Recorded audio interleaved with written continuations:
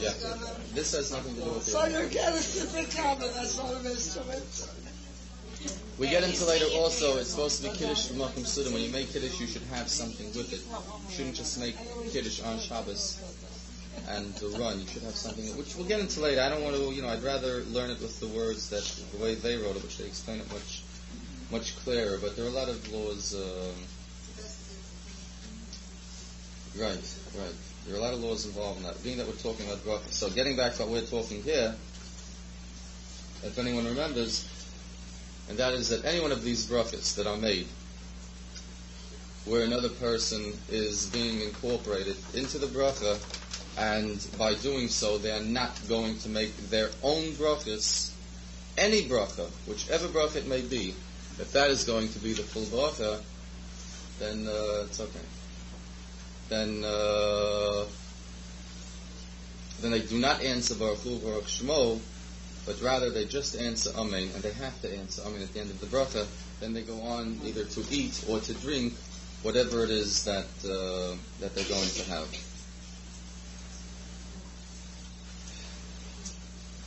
Ten.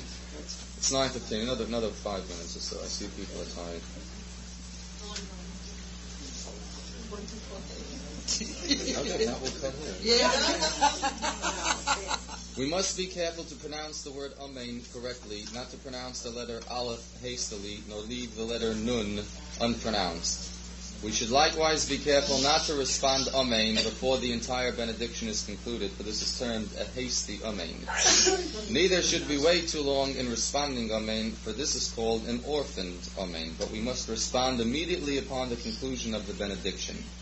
We must not raise our voices louder than the one who utters the benediction, for it is said, O magnify the Lord with me, and let us all exalt His name together. So the simple law for Amen, which everyone really has straight, is that it should be a full word Amen, without a hasty Aleph or a hasty Nun at the end, where you might omit the sound, bless you, where you might omit the sound of the Aleph or the Nun, Amen, whatever. It should be a full Amen, and it should come right after the blessing, immediately after the conclusion of the blessing, not too much later, and not in middle of the blessing or before it's completely finished. It has to be done completely at the end of the blessing. And also that the person answering Amen should not say it louder than the person who's making the bracha. The person who's making the bracha should be louder than the one who's going to answer Amen.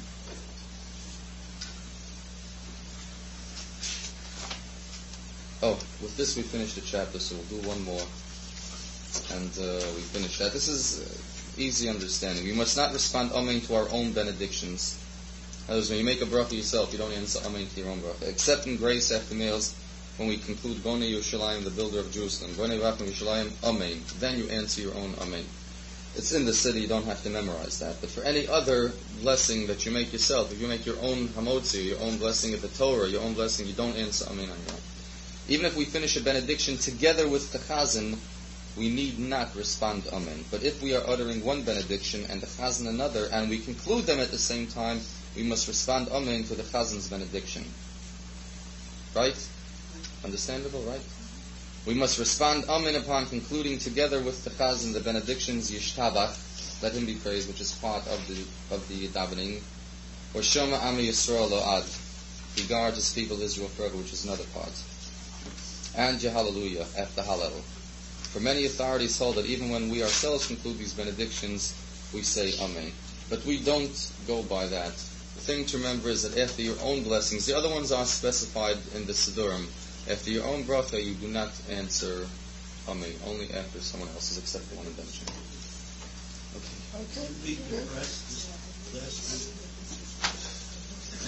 No. A lawyer wrote in that this organization, you know that stuff. He wants a patent on why you speed him. Nobody else can do it. In spite of the fact that if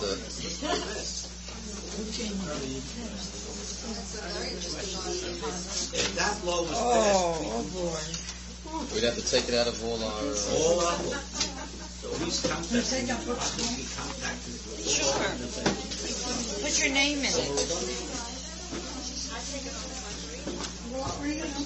Oh, it's dry anyway. Weeks ago. And as I had said when we started that we'll skip a bit here and there, not that what we are skipping is not important. Of course it's all important, but I'd rather go through the parts that apply to everyone, and perhaps that would be informative for everyone as well. So rather than continuing on page 16, which would be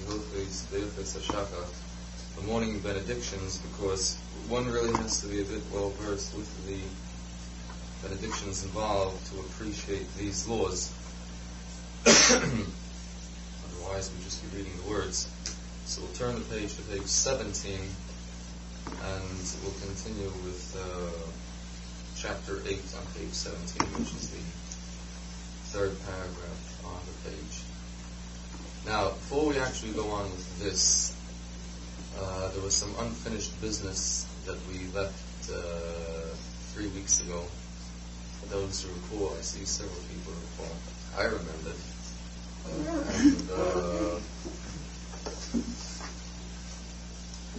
Someone had asked me a question, and if all these laws that we study here in the Shulchan Aruch pertain to women as well as it does to the men, right? All these laws, beginning with waking up in the morning, and the Negelvas, and how one is supposed to conduct themselves once they get up in the morning, and laws pertaining to how one gets dressed, and all the laws we learned, the right hand first, and this, and how you put on your shoes, and how you get dressed, and how you wash, and how you walk, and what you're not allowed to do before, as soon as you get up in the morning, the Moda Ani, which is the first blessing of thanksgiving that is said in the morning. Someone had asked if all that applies to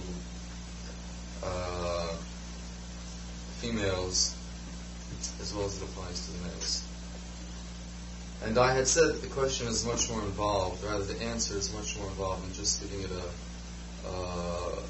simple yes or a simple no. And the explanation is the following.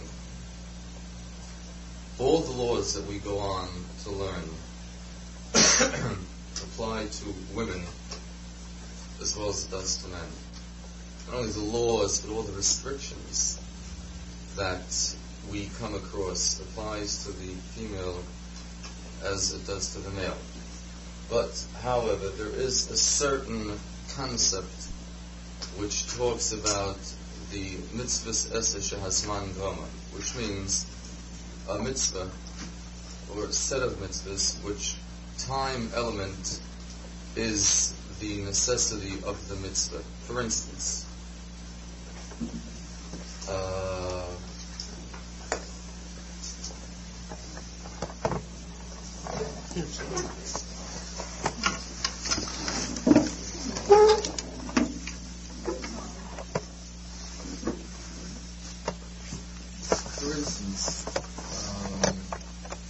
laws that are on a specific time, where the time itself necessitates a mitzvah, where those laws that are applied to everyone. For instance, if one eats, right, so they have to make the bracha before they eat, they have to wash and make the bracha before they eat, after they eat they bench, and that is a mitzvah that applies to everybody. Okay, because there's no time element involved, that applies to everyone. I'll also say, for instance, the major laws, say Shabbos, say Kashrus, giving of charity, giving of chasadim, doing of favors. There's no specific time set aside when all this takes place. However, how about davening? Does a woman have to daven every day? A man we know has to get up in the morning and put on talis and film and daven, right? Does a woman have to daven every day? No. Why not? Because her main duties is in the house, and it might be that she might have to do something that time that can be important. Her man's usually is to daven at that particular time. She make the time for it. Okay, what you're saying is a woman does not have to daven based on the fact that she may be occupied at home with something more important, which in turn would knock out the responsibility to daven. I'm just going to say, I don't know, when you say davening, you mean the formal davening. My mother says to him every morning. And I don't know if that's considered davening or it's equivalent, but she does that all the time. And I just wanted to make a comment. You said something about everybody certain things better. In my mother's house, when we were growing up, the benching after dinner, you had to have 3 men before you could bench. And that was the only thing that I knew. You have to have at least 3 men before you could start with your... That constitutes a mezuman, which means if you're going to bench with a mezuman, which means you're going to say, Waidenbaum is on bench, and then 2 people answer. Right. That's only if you want to form a mezuman, do you have to have 3 adult males, bar mitzvah and over. But regular benching is for everyone. If a person ate, they bench. To form the mezuman, you have to have 3.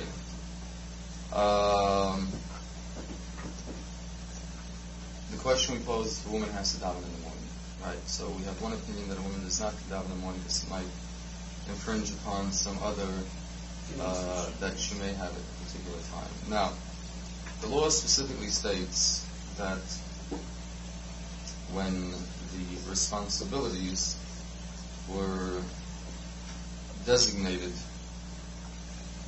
by God or by our sages, what have you, it was divided so between the man and the woman to cover everything, to cover the day, to cover all the responsibilities.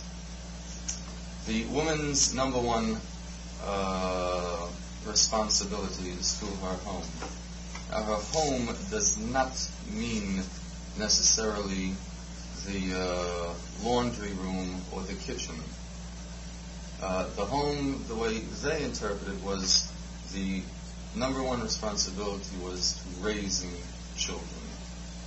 And that being the most responsible job, the one that truly mattered and counted more than any other job within the house, where by comparison, going out and earning a living may be easy if you compare it to raising a child and instilling in the child whatever is necessary and really what will shape and mold the child's life in the years to come. So suddenly that takes on the greatest amount of responsibility. So the Torah then said, being that a woman has that as part of her job, many laws that the man who doesn't have that particular duty of raising the children, sure he has it, but not every moment of the day on a steady basis. So she does not have to carry out laws that the man does, simply because what she's doing is more important than observing the particular laws that we're talking about. Therefore, the final breakdown is any mitzvah that there is a timetable attached to it where it must be done right now or within the next half hour or so, a woman is not responsible. At 4:30 in the afternoon it's time for mincha, and you can only daven mincha, say, for another half hour till 5 or till 5:15 until it gets dark, a woman is not responsible. A woman is not responsible. The man, of course, is. The woman is not. Why? Because the Torah says what you're doing is more important than going ahead right now and davening. This does not mean that if a woman wants to go ahead and daven, she shouldn't. Of course, as you say in your mother's case, she says Tillim, I imagine she davens also. And if we think back, as I always say, to our mothers and to our grandmothers, we know that they were all always davening, and they found time for the house chores and the time to daven.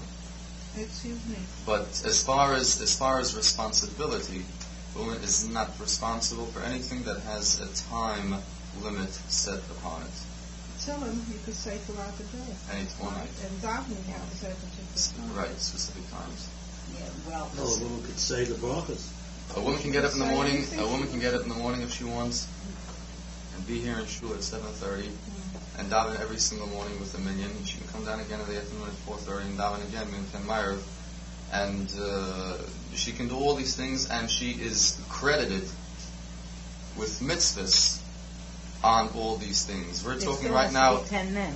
Yes, that's Because I was going to say, then I'll tell Lily to start calling the men, the women. I mean, Abby will let you in here. You don't want to say that. She doesn't take the place of the No. I'm That going to say, whole. then I would tell him to start calling the women. What I'm trying to do is just to try to do away with that whole trend of thought, or that whole concept of a man replacing a woman and a woman replacing a man. I mean, it's nonsense. I'm a woman. I mean, I'm a man. You want the cigarette smoke does? and I didn't even light up to it. Question? Would it be a mitzvah for a woman just to say the brachas if she was so preoccupied? Furthermore, I mean, I don't want to blow your mind, so to speak, but furthermore, if a woman gets up in the morning and she wants to put on talus and film, she puts on talus and film, she makes the bracha, and she gets the mitzvah for putting on talus and film also. A woman can go ahead and observe any mitzvah that she wants, and she will get the mitzvah. It's a mitzvah, and she will get the credit for the mitzvah as anyone else that's observing the mitzvah. We're talking right now as far as responsibility. Is it mandatory for her to get up in the morning and daven, or is it mandatory for her to do whatever else? No.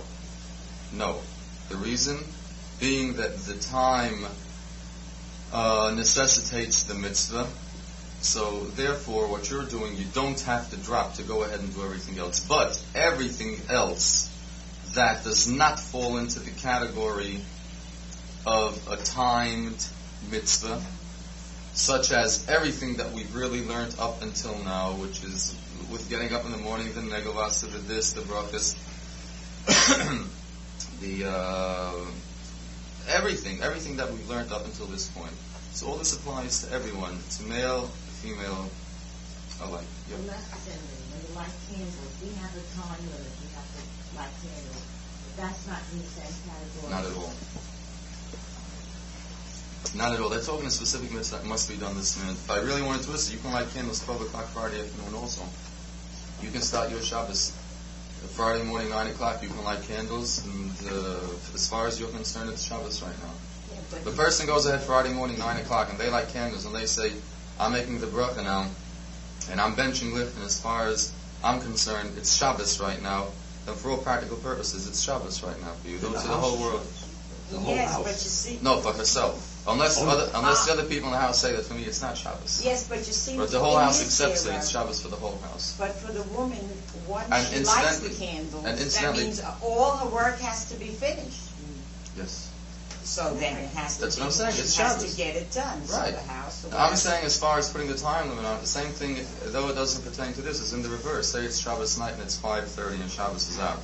And a person says, for me, Shabbos isn't out yet. I didn't make Havdalah yet. And as far as I'm concerned, I'm still keeping Shabbos for another 3 hours. And to that person, it's still Shabbos for another 3 hours. In other words, you can make it early, but not late. No, you can finish it later.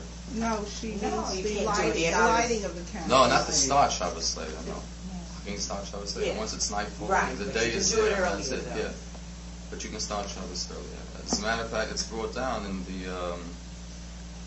the Gemara that there were people who would start Shabbos early, and the reason why it came about in one particular case, the Gemara says that someone had received a package after 12 o'clock on Friday afternoon, and he opened it, and as it turned out, something that was damaging to his health. The Gemara tells the whole story. So he says, had I started to keep Shabbos already at 12 o'clock, I would have not have opened it and left it and whatever.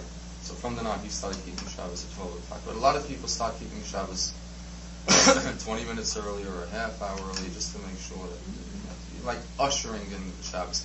But getting back to the point that we're making is, but there's no time limit on from when you can start it. Now, the other laws, Excuse me. yeah. But don't the candles have to burn after a certain time into Shabbos? No, like by Hanukkah they can? No, I mean them to light Friday. You No? can light little birthday candles if that's all you have. It doesn't have to light a certain length of time? By Hanukkah there's a specification where the mitzvah has to be a certain time. Shabbos starts regardless. What if a person didn't bench lift altogether? They don't have candles, they didn't bench lift or whatever. Shabbos starts. It's nightfall, Shabbos is here and that's it. Finished. Or if a person that doesn't keep Shabbos and they don't bench lift and Shabbos means nothing to them altogether, Shabbos is still here. Whether they are with Shabbos or not is their problem, but Shabbos is here. It's a Shabbos of the Welt. I mean, it's Shabbos right now. And So that limit is pertaining to Hanukkah and lifting. yeah, as far as that. Now, some of the other laws where a woman, though it's a mitzvah that's based on a time period, and the woman is still responsible for, has got to be specified with specific reasons. For instance, Hanukkah. Okay? For instance, Hanukkah. Hanukkah, women are also responsible for the lighting of the Hanukkah candles. As a matter of fact, during the class before Hanukkah, we said that a woman can actually go ahead and make her own blessing and light her own Hanukkah candles, and it's 100% correct. Why? How you could say that Hanukkah is a mitzvah which the time necessitates the mitzvah. Why? Because you can't light all day long. You have to light at night when nightfall sets in. And if that's the case, being that we have a specific time when you light, so it's a specific mitzvah, and what if the woman is busy doing something else? Why should this suddenly outweigh what ordinarily it does not outweigh, which is the other responsibilities? I have a You question. put The reason- you put large candles on a Shabbos. Don't you put the regular that should burn a certain amount of time? Yeah, the Shabbos candles. Yeah. But I'm talking in general, the whole concept. I have Why a does a woman question. have to go ahead and light Hanukkah candles? A question The came reason, up, the reason being, because on Hanukkah it says specifically, women were also part of the mitzvah. Not only part of the mitzvah, the women were very instrumental in the whole mitzvah of Hanukkah. So being that the women were part of the mitzvah, so though it's a timely mitzvah, they still partake in it. But the general rule is, and just to close with that, before your question, the general rule is that if there's a time period involved, then a woman is not responsible for that particular mitzvah. If she goes ahead and does it, fine. It's a mitzvah. There's no question about it. If a woman wants to sit down and observe everything like a man, which is possible, so she observes, and that's what she wants to do, and it's her mitzvah, just like it's a mitzvah for a man. Well, I'd like to ask something about They're not Shabbos responsible, morning for a woman. Now, is it so that a woman will get more of a mitzvah if before she comes to shul on Shabbos, even if she has to come later, that she would see that everything is prepared, so when whoever's in shul, the husband, son, whoever, when they come home, that they have their meal?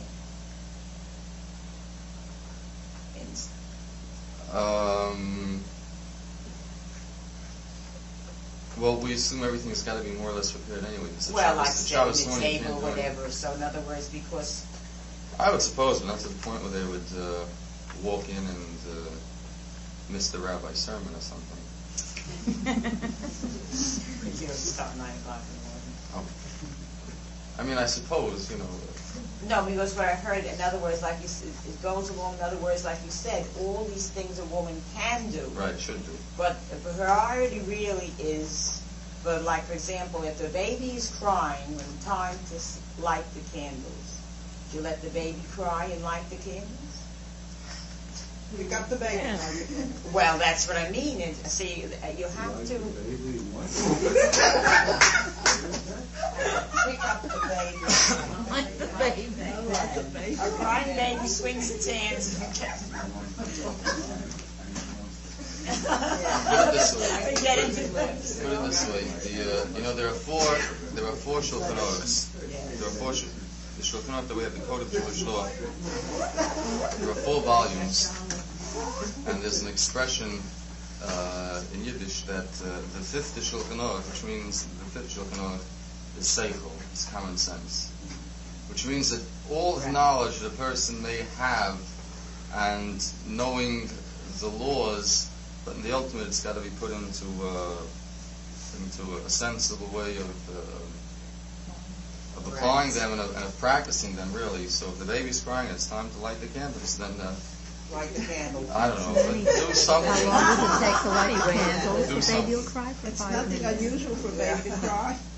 But No, I don't know the when- candles must be lit. You know, a question going back to Hanukkah, since you brought it up. I know it's past Hanukkah, we have a whole year yet. But a question came up and it really wasn't solved yet. A woman who lives alone or is alone at the time when lighting the Hanukkah lamp, is she obligated to make the bracha? Yes. She is? Yes. Even though no one is around Even to though no hear one is her? around.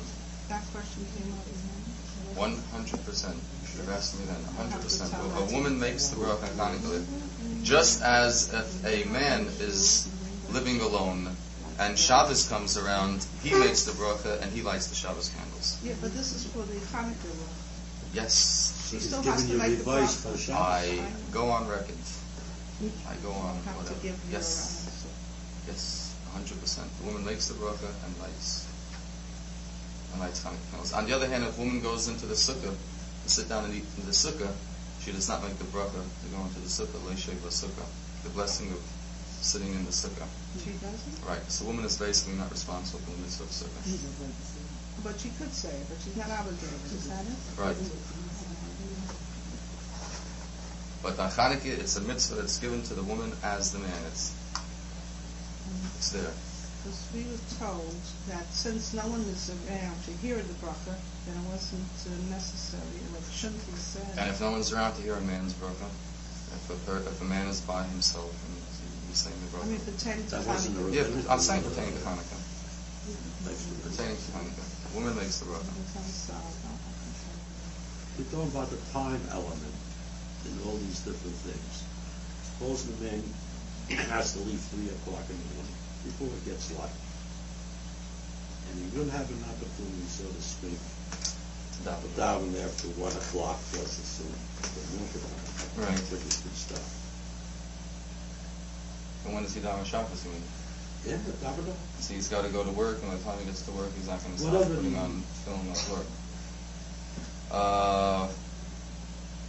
My only answer to that is with the parable, and that is that assuming a person was told that if every day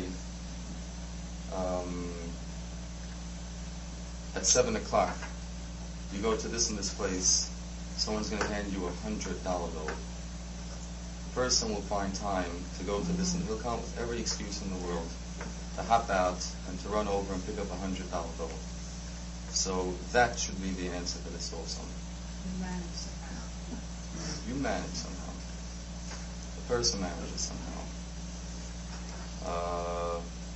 If it's a part of life, you manage. You know, if it's something that's a must, it's got to be done, you manage. You know, it's really as simple as that. Okay, we'll go on a bit. Does this more or less clear up what we the question? Okay, we'll go on. Page 17. Page 17, chapter 8. And what may not be done from dawn until praying time. Now again, though this perhaps doesn't really apply to everyone, but there are interesting laws of how the day is supposed to be put together as far as priorities. When the person gets up in the morning, someone will start reading already, so we'll go on. As soon as the day dawns, that is when the first light of the sun is seen in the east. Since this is the time when prayers may begin, if one had by chance prayed at that early hour, one had complied with his duty. We are not permitted to begin any kind of work, or transact business, or start a journey until one had prayed, as it is said. Righteousness shall go before him, and he shall make his footsteps a way to walk in. Righteousness means prayer, wherein we declare the righteousness of our Creator, and only afterwards are we to direct our footsteps on the road of our material desires. He says it all within the first paragraph, that, in other words, the first responsibility of the person when they wake up in the morning is to daven. Which, when the person awakens in the morning, they just say the Modani, which is the thanking God for the returning of the soul and so on, which is basically a one-sentence thing. But thereafter you go into the complete davening, which is a longer version, or really, without getting into detail what the davening is made up. It's not only thanksgiving. Eventually we'll go into that also, Mirz Hashem, what the davening is actually made up of. It's not only thanksgiving, it's prayers, it's requests, it's praise, it's asking for all people, it's praying for the ill, for the underprivileged, and so on. So the first responsibility of the person in the morning is to daven, to pray. Now, as soon as you wake up in the morning, before you go about whatever your business may be, the first thing you have to do is pray. Okay, next. One is not allowed to eat or drink before praying. It says, "You shall not eat with the blood," which means that you shall not eat before you pray for your lives. To one who first eats and drinks and then prays, the following scriptural text applies: "And hast cast me behind thy back." Do not read Geveha, thy back, but read Yeha, thy pride. The Holy One, blessed be he, said, "After this man had catered to his pride, he then vouchsafed to accept the yoke of the kingdom of heaven." Before praying, it is forbidden even to drink coffee or tea with sugar and milk. But if one is old or feeble and cannot wait for his food until the congregation leaves the synagogue, especially on Shabbos and festivals, when the services are prolonged, one may pray the Shaharit The Shacharis, morning prayer. at home, then recite the Kiddush and partake of some food. Then he should go to the synagogue, listen attentively while the congregation prays Shaharit, and afterwards pray with them the Nuta. But one should not drink coffee, sugar, or the like, without first accepting the yoke of the kingdom of heaven. However, if one is ill, this is not an act of tempered non-ego. If one cannot concentrate upon his prayers while hungry or thirsty, one may eat and drink before praying. Okay, this of course is again common sense. If a person is old or ill, and especially Shabbos, as they say, when you come to shul and you're going to be in shul and daven for 3 hours, and one who's accustomed to having some kind of breakfast during the week at 8 o'clock or whatever, and here they're going to have to go without any food till 12 or better, so they of course should have something beforehand, because no law ever tells you to ever put yourself into a situation where it'll affect your health. No law will ever tell you that. Yeah?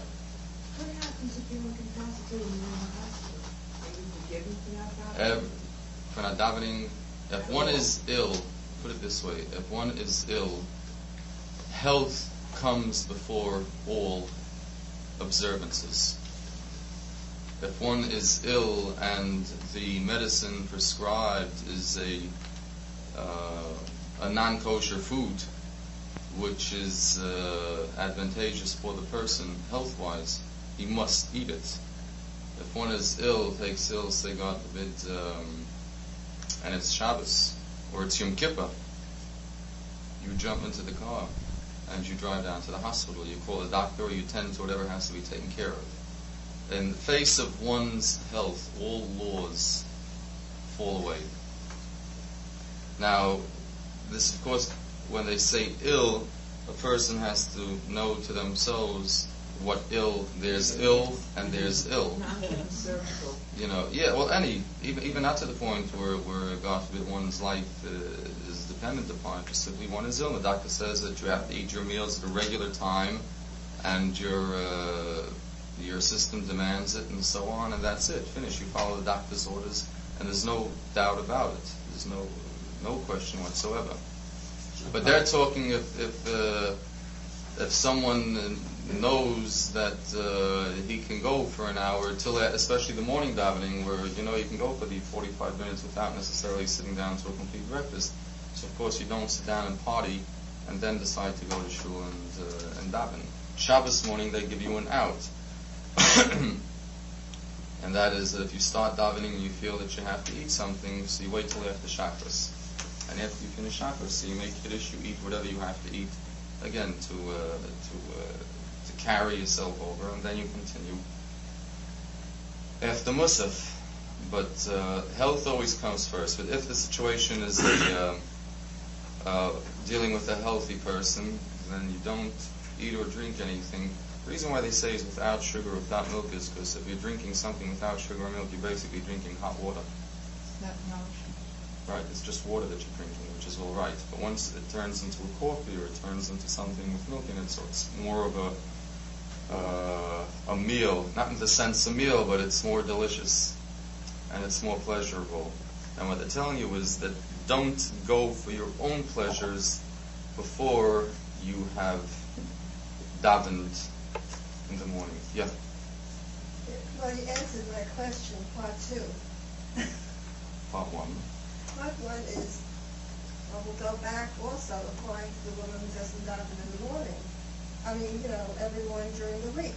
Mm-hmm. So that, and she davens on Shabbos. Yes. So you're saying then that she should omit the breakfast or whatever she has on Shabbos, yeah. Because she knows she's definitely going to go. Right. Again, assuming that she can do it without any problem. During the week, of course. It doesn't apply. During the week, it I doesn't also apply. want to know why sugar and Because that makes it more of a pleasurable thing that you're just drinking. It's tastier, and also probably when you're drinking with sugar. Who have a piece of cake and portion before they go to shul. Is that more? Right. Now you're talking Shabbos morning. Yeah, Shabbos Now morning. we go on later. I don't know if it's here or it's further on. That's the next thing. Yeah, I know somewhere around here it's mentioned that some people go easy on it.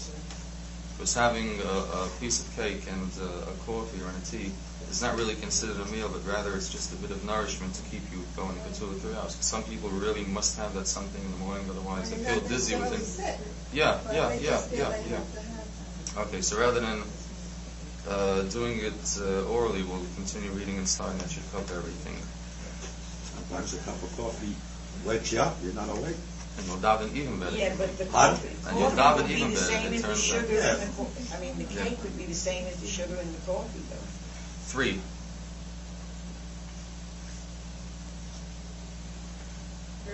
There are some authorities who hold that even if a man awakes at midnight, he's not allowed to taste any food before praying, and it is proper to follow this stricter opinion.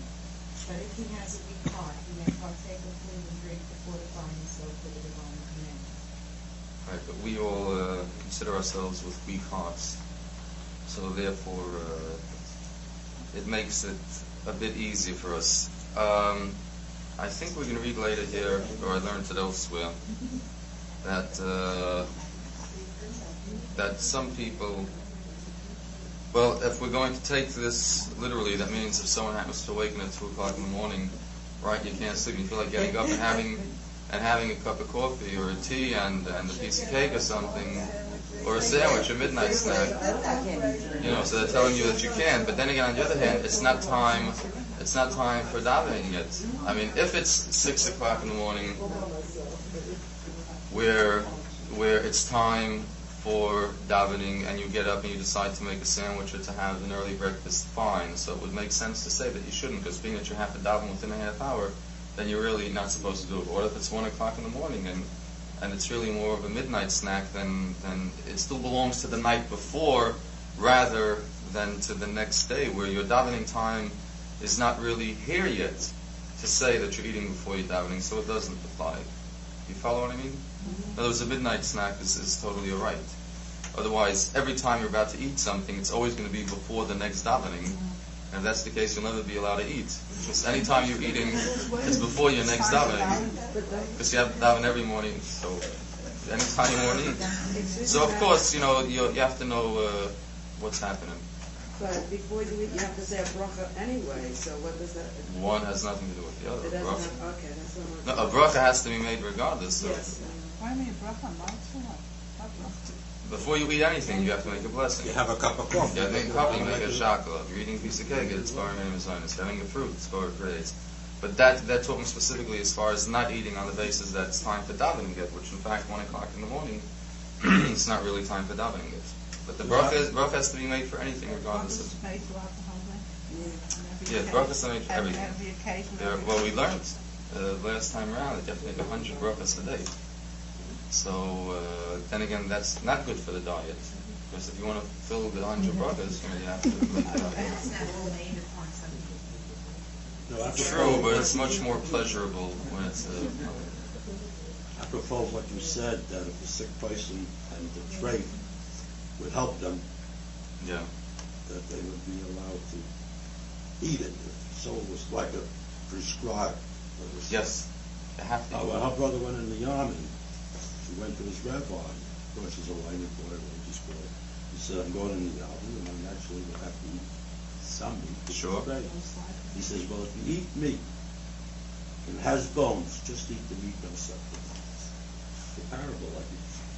In other words, don't enjoy it too much. Eat what you have to, and eat what is most important for your health. Okay.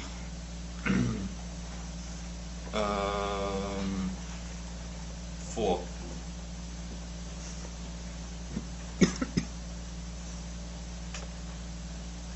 Anyone. Water, tea, or coffee without sugar or milk may be taken before praying, even after dawning, because there is no trace of egotistic indulgence in this. This may be done even on the Sabbath and festivals, when the Kiddush must be recited before meals, because the time for reciting the Kiddush is immediately before a meal, and since it is not permissible to partake of any food before saying the morning prayers, then the proper time for saying the Kiddush has not yet come. So that answers your second question from before. This may be done even on Sabbath and festivals, when the Kiddush must be recited before meals. Because the time for reciting the Kiddush is immediately before meal, and since it is not permissible to partake of any food before saying the morning prayers, and the proper time for saying the Kiddush has not yet come, that's why you can have something earlier in the morning. Okay.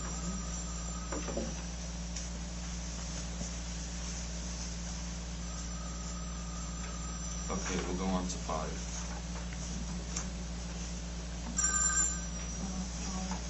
Before praying in the morning, we are not allowed to go to a neighbor to meet him or to say good morning, as it is said in Isaiah. Withdraw yourselves from man whose breath is still in his nostrils, because for what he is to be esteemed. This means what is his importance, that you have honored him before you have honored me. But if we meet a neighbor casually, we are allowed to salute him. It is proper, however, to alter somewhat the usual form of salutation, so that we remember that we must not engage in other matters before praying. Okay. The point being that, again, it's the same thought, that nothing major should be done before davening in the morning. So, if you see someone in the morning, and you greet him.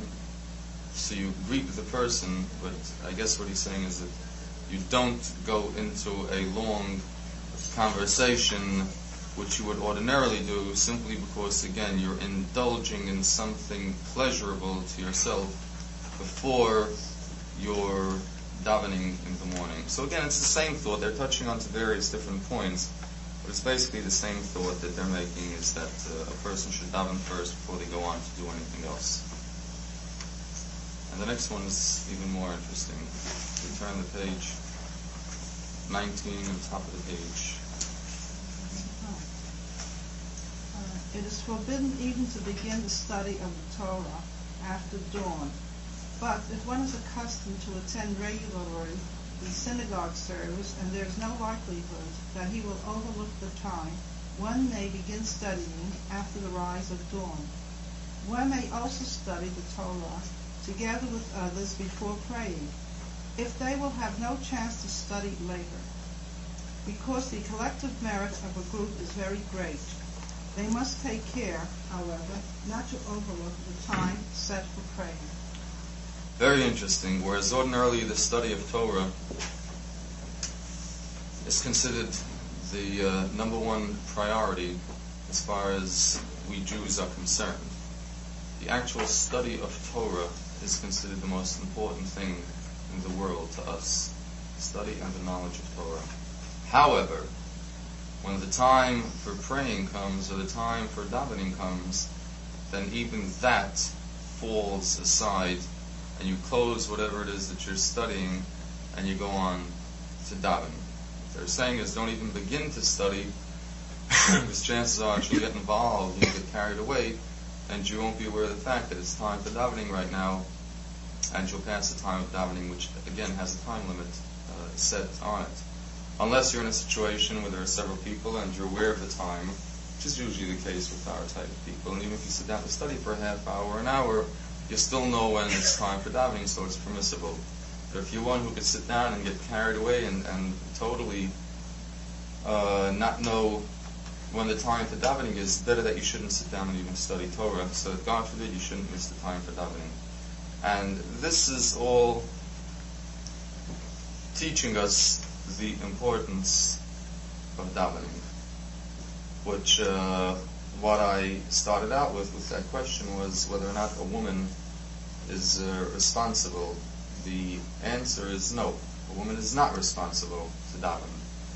But after going through all this and seeing how much importance is placed upon the concept of davening, so every woman forms her own opinion and makes up her own mind if she's interested in davening a little bit in the morning, realizing how important the whole thing is. But as far as responsibility, she's not responsible. She's not held responsible for davening in the morning. But if they want to, you see how important it is. So they make up their own minds. Any questions on this as far as the davening goes?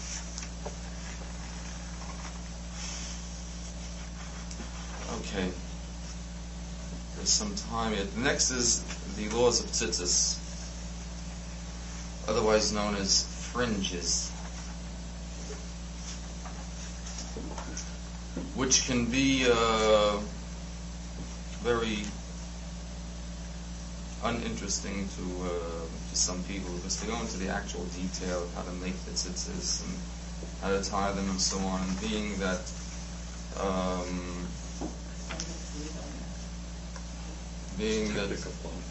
yeah, well, it's a man's mitzvah, and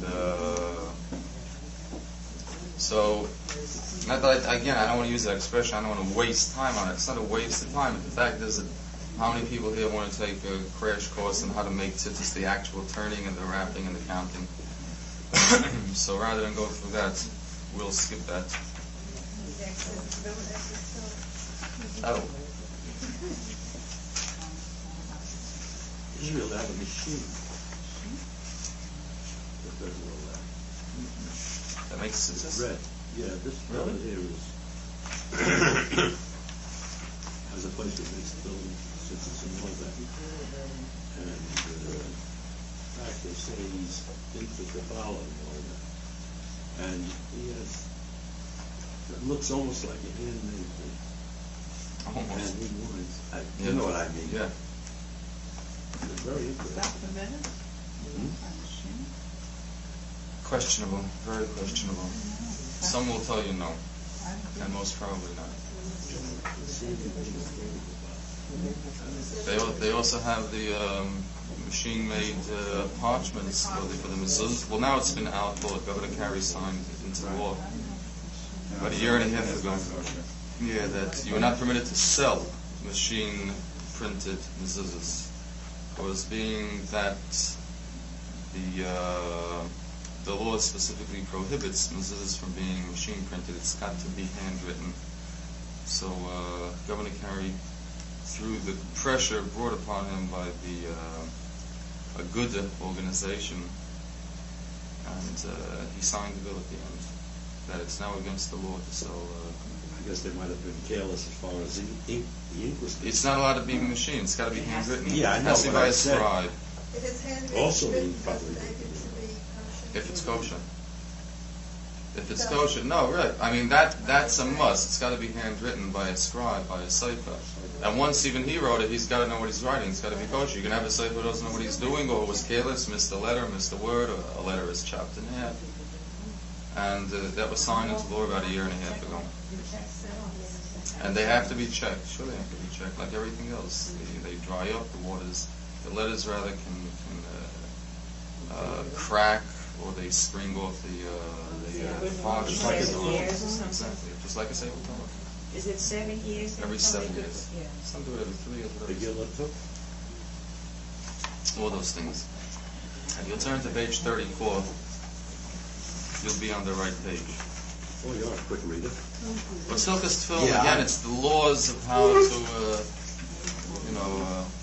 they're all laws, the people want to sit down and read them and come back with questions or things that, they don't understand. I'd be more than happy to go. I'm saying to go through it in the class. It's laws about how to write the tefillin, how to make the tzitzis. We're not going to sit here now and go through courses of how to actually turn the tzitzis. I would tell you one thing though, the letters tzitzis, tzadik yud, tzad, add up the numbers of the word tzitzis is for those trivia people who enjoy little things, adds up to 600. Now, if you add up the nuts, if you add up the nuts and everything else, it adds up to 613. We're made up of 613. Men and well, not only bone, it's the complete makeup of the whole human being, arteries and so on and so forth. We'll come to the number 613. It's listed, but there's no Numbers. Oh yeah, numbers in the mystical studies is fantastically fascinating. There's a whole study just to study the numbers, and it's absolutely mind-boggling how certain numbers tie in, and they always come up with the same total. Not always 613, but it's unbelievable. Well, you can take 613, and I'll show you 20 things that are main things that add up to 613. Like a million out of 10? A million out of 10? Oh, a million out of 10. Remember one time in the class, Or 5 people, and if they're all wearing tzitzis, that's 5 times 613. Israel got independence. And this rabbi, this man that was learning, I remember it was one of the classes, and he figured out when we were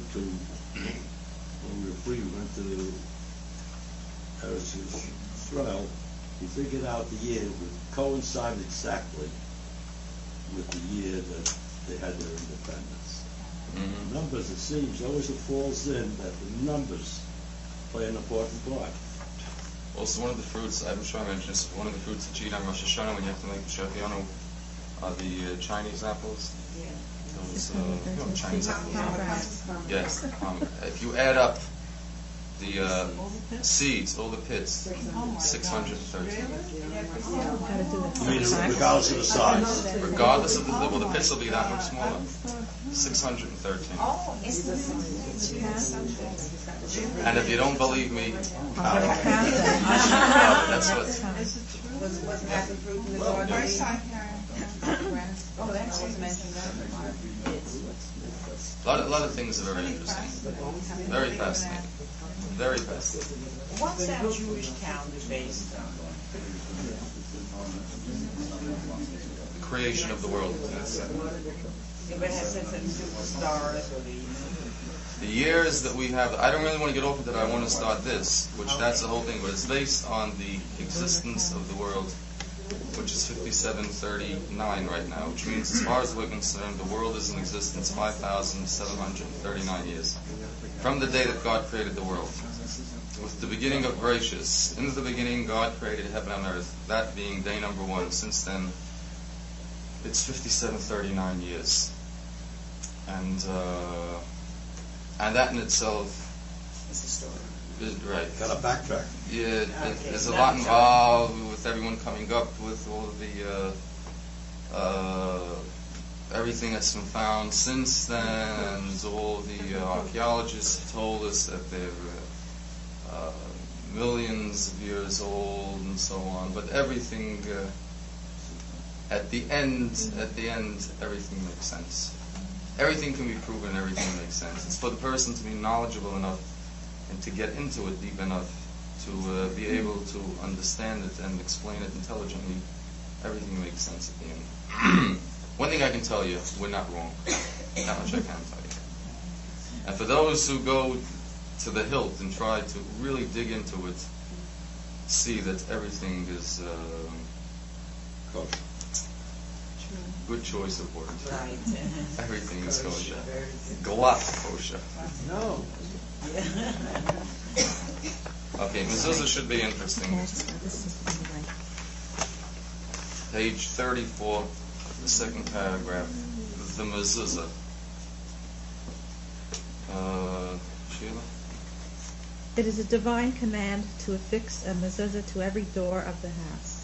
Even if one has many rooms, and in every room there are many doors for ingress and egress, one must affix a mezuzah to each one of the doors, even though only one of the doors is ordinarily used. Even if the number of tenants was reduced, and only one door is being used, nevertheless, mezuzah must be affixed to all doors. If a door has been made for occasional deliveries, and there is another door for entrance and exit, no mezuzah need be affixed to the door used for deliveries. Shall I go on? One second. A mezuzah has to be placed on every single door. Even if it's rooms that you don't use in the house. Say if one lives in a home where there are many rooms, say there's an attic, and you don't really use it, you still have to place mezuzahs on the doors. If you have a home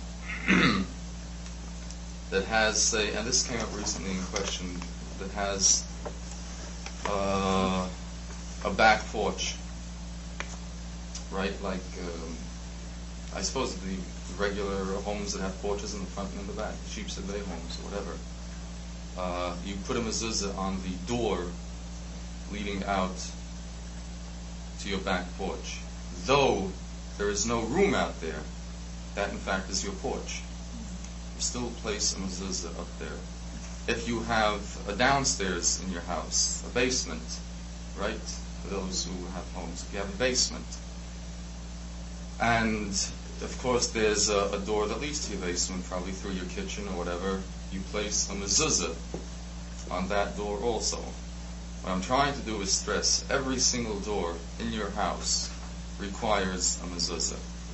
Okay. However, the last sentence, if a door has been made for occasional deliveries, and there is another door for entrance and exit, no mezuzah need be affixed to the door used for deliveries. He will go on to say that a mezuzah should be placed on all doors, or he better go on to say that a mezuzah should be placed on all doors. But they might be talking in a situation where something is used strictly for deliveries.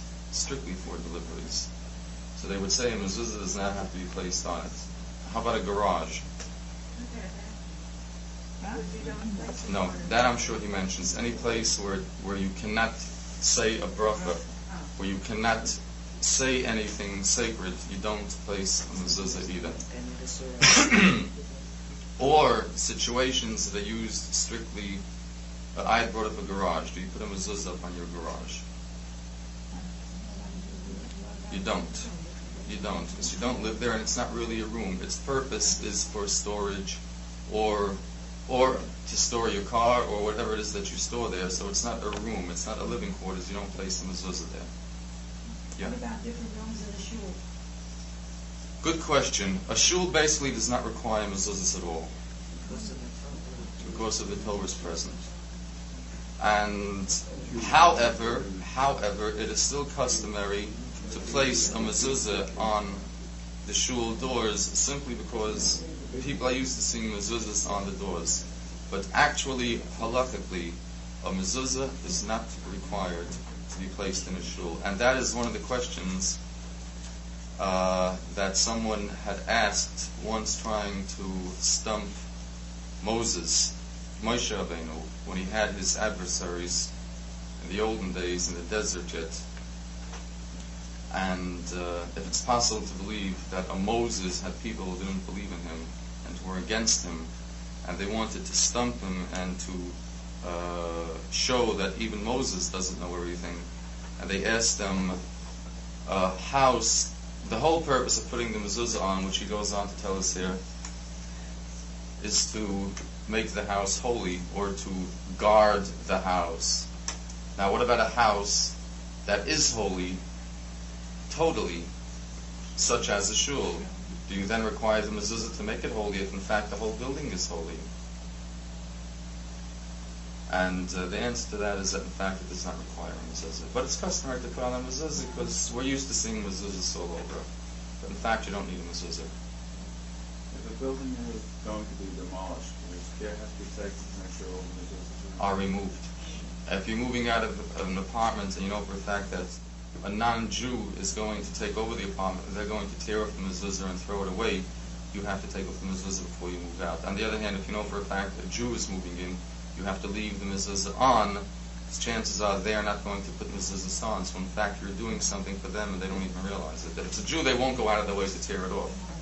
If it's a non-Jew, they don't know what it is. They'll say, what's this thing hanging over here? And they'll tear it off and throw it away. So rather than have it destroyed, you take it off first. Yeah? Does this go outside the door or inside the door?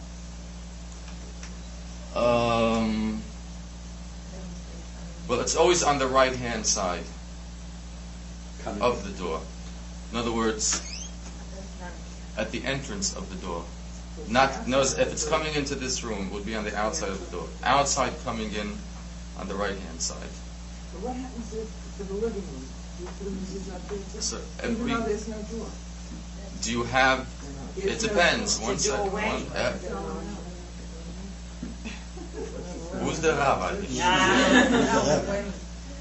It depends. It's not that simple. It's not that simple. It's not that simple. It depends what the entrance to the living room looks like. Do you have the outline of a door? In other words, is the ceiling straight from the dining room into the living room, or is there a drop from the ceiling? Do you have an arch? But there's no door. Do you follow me? There's no arch. There's nothing. What then separates the living room from the dining room? The wall. Yes. What wall? What wall? I'm just trying to understand I have a wall by the kitchen, then there's a big space, then there's my second wall, and there's my living room. But it's just as high as the ceiling. It's like an L shape. There is no. I'm not definitely. If there's no door, then you don't need a mezuzah. Then it's treated as one large room. Right.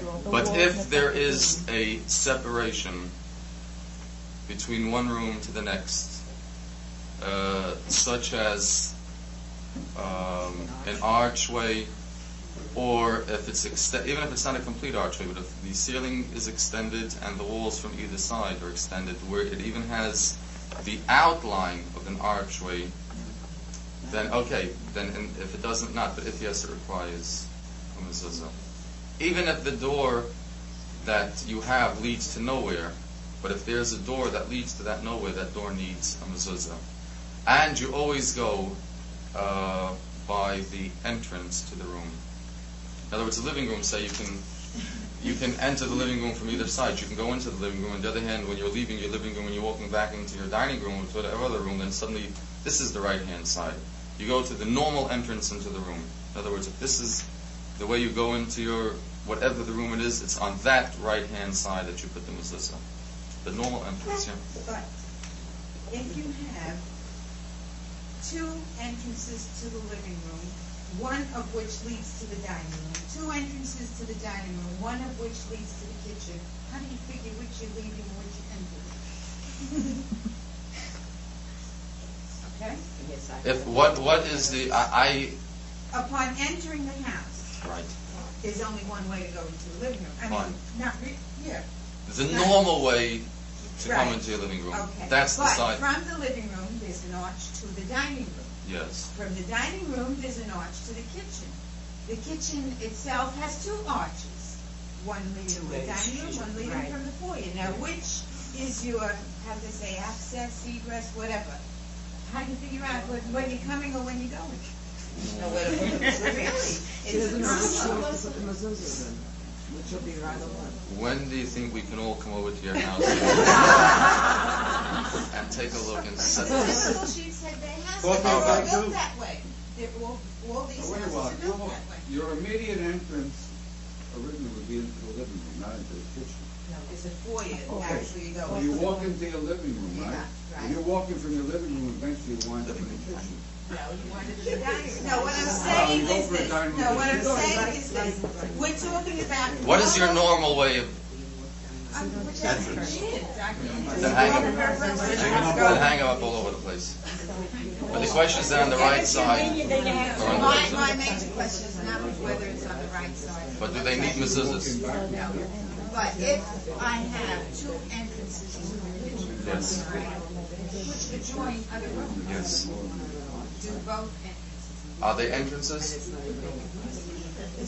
No, but the point is, do they have archways? Yes. Then they require, okay, then they require mezuzahs, regardless if they were never to be used. If they were never to be used, they require mezuzahs. On the other hand, if you have two doors, say you live in a private house and a two-family house, and your apartment is the upstairs apartment, right? And when you come into the house, when you open up the door, the front door, so there's a mezuzah on that door.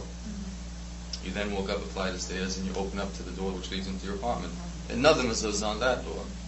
Though your stairway is not really considered a room, but nevertheless you have doors downstairs and upstairs, and they both require mezuzahs on their own.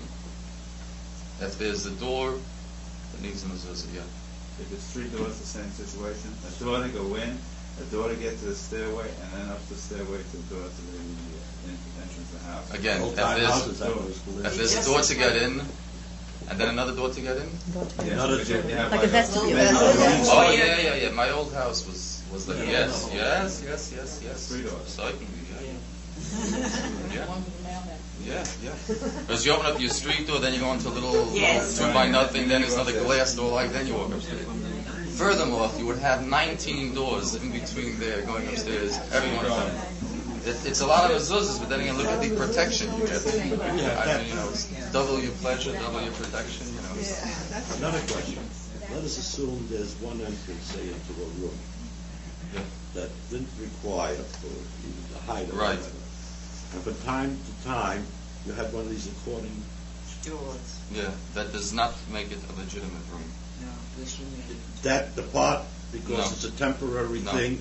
The fact that, good question, of course it may apply. In other words, if it's not really another room, but one decided to put up an accordion door, and as far as you're concerned, you're treating it as two rooms, but the fact is it's not. But that wasn't my question. Oh. Let us assume there's two rooms. But this was a good question anyway. Yeah, I understand your question. Let us assume that the involvement is two rooms. Some people want privacy, like kids are sleeping there, so they have these screen things Separate. that they use from time to time, keep the noise out away from the children from the bedrooms. Yeah. With that, but that particular entrance, without the screen door, then it wasn't required to put a mezuzah. But the fact that you have this screen thing, which is basically maybe temporarily, would that entrance require a mezuzah? Because you had the screen door. In other words, it's not attached to the building itself. It's not, and had that screen door. It's an actual door. It's a stationary door. Well, yeah, well, it's just a partition that was put it's up. like a partition. You just open it up. And if you would take away the partition, then it's not legitimately 2 rooms. It's still 1 room. No, it's 1 room. You have these 2 rooms. Let's assume you didn't have this door, and you were going from this room, If you didn't have which this is a room, door, and you were coming into this room. If you didn't have this door, you still need a mezuzah. Well, let us assume that this room, without the screen, Yeah. that particular room didn't, the way it's set up, according to the way you say if it's off the Right. ceiling, This is the didn't perfect require example. a mezuzah. Right. But does the fact that you have a screen, temporary screen door, which actually, does that? No, you don't. It's only a permanent. Right. Oh, It was constructed because a lot that of people way. have those things. Right. It has to be a part of the construction. Unless, you can legitimately divide a large room into 2 rooms by, in fact, dropping something from the ceiling. You can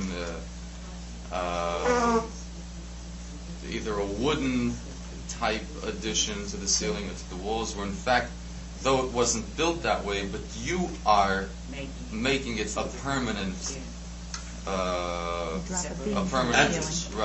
entrance. Fine. And once you do that, so You've created a door? and it warrants a mezuzah. But if it's just something which from time to time is Well, suppose that screen was attached to the entrance to the door, then that would be permanent. Then you would have to have a mezuzah. if you attach it and you plan on keeping it there on a permanent basis, then what you did is you in fact extended the room to the point where you. Okay, we'll continue. But the point is, now the only other thing that I wanted to finish with on this is that talking about mezuzahs, as I had mentioned before, that the only mezuzahs that are kosher is they have to be handwritten by a sefer, by a scribe. And anything less than that, which means machine-printed mezuzahs, are 100% not kosher. And though it has been passed into law about a year ago or so, as I mentioned, Governor Carey did sign it into law that it's against the law right now to sell machine-printed mezuzahs. The fact is that it probably still is in existence. Now, one dead giveaway is if you go into a store and you're buying a mezuzah and the cost is $1 or $2, then you know it's a rip-off. You know it's not kosher, because if it's going to be handwritten, the charge has got to be at least, I think, $7 or so. Because someone had to sit down and do the work, and it took him probably an hour to do it, and he's got to get paid probably at least $5 for his hour, and then whatever profit may be involved. But, and one more thing, we're first starting with mezuzah. We're far from closing the book on mezuzah, and that is that anyone really who has mezuzahs in their homes, of course, after learning this and you heard anything new about the doors that should have had mezuzahs and don't have the mezuzahs, I would suggest to go out and, of course, and purchase the mezuzahs. But in reliable.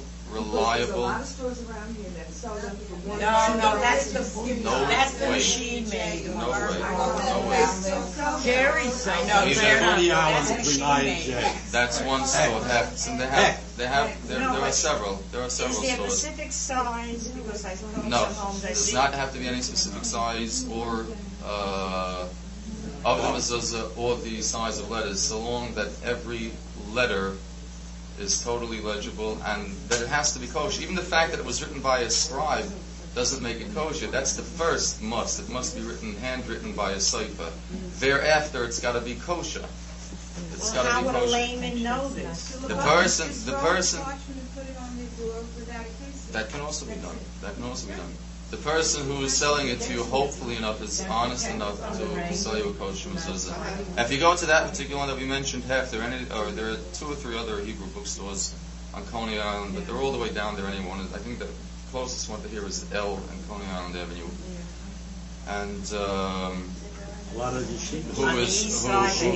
It's a woman who runs that particular store, Ellen Coney Island Avenue. It happens to be her, I think, sister, or I think in Israel, it's his sister who runs that store. So they're reliable and they'll only sell you kosher mezuzahs. But the point that I wanted to make is if you have a mezuzah that's been hanging for many, many years, I would suggest to take it down and have it checked. There is a time. Because and even if not, the chances are that not only time that has lapsed, but the fact that people today are just more aware that not all mezuzahs are kosher. Very simply, they could have been machine-made mezuzahs. Okay, peoples.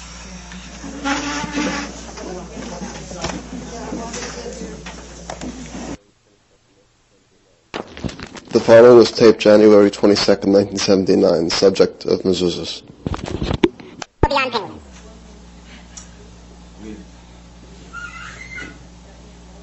Okay, we'll go on with mezuzah. We had started last week, as I said, on page 34, the second paragraph, and we'll try to cover in detail all the laws pertaining to mezuzah. By the way, someone had explained to me the layout in your house that you had asked last week, remember? Because there's someone else who has the exact same type of house that you have. And what you in fact have when you come into the house, there's a little hallway or something which leads into the kitchen. Then you have your living room and your dining room, and there's another entrance from the dining room, say, into the kitchen again. So you have one coming in from this side and one coming in from that side. And the question that you had asked was which is considered the proper entrance as far as putting it on the right-hand side or the left-hand side. The answer to that would be that they're both considered entrances, because you can enter the kitchen from the living room as well as from the hallway. So it's right, or from the dining room. So in other words, it would be on the right-hand side from either one. In other words, both doors need mezuzah on the right-hand side. Was it considered an entrance to the kitchen or an entrance to the right. dining room? But the fact is it's an entrance to the kitchen. Because it leads into the kitchen. Why? I hear what you're saying. It was made as an entrance into the dining room from the kitchen, not an entrance to the kitchen from the dining room. You got to decide on one of them. You can't have two mezuzahs, and you can't have no mezuzahs. So it would be. An entrance to a smaller space. A larger space. I would say it's probably an entrance into the kitchen. But let me ask quicker than to the kitchen. Rabbi, well, what happens? Any door when you put the mezuzah on the right side. When you come in the other way, it's going to be on the opposite side. Right, but you do it to the way that is the proper use of the way. In other words, when you're coming through your front door, it's definitely on the right-hand side because you're entering your house. Thereafter, as you enter every room, it's on the right-hand side. In other words, you take it from the entrance of the house, and as you go into your various rooms, you're going into your living room, it's on the right-hand side. You're going into your kitchen, going into the bedroom, going into the den, going down to your basement, going out to the back porch. Wherever you're going, you're coming from your front door. So it is that way that is considered the right way, and it's on that right-hand side. Once you're coming out of those rooms, that's in fact what you're doing. You're coming out of those rooms. But the way the house is set is you're coming through the front door, and from there you go into the various rooms. So that is the way you start treating the sides of the doors. My door's been on the right side coming in. You squeeze the mezuzah up there.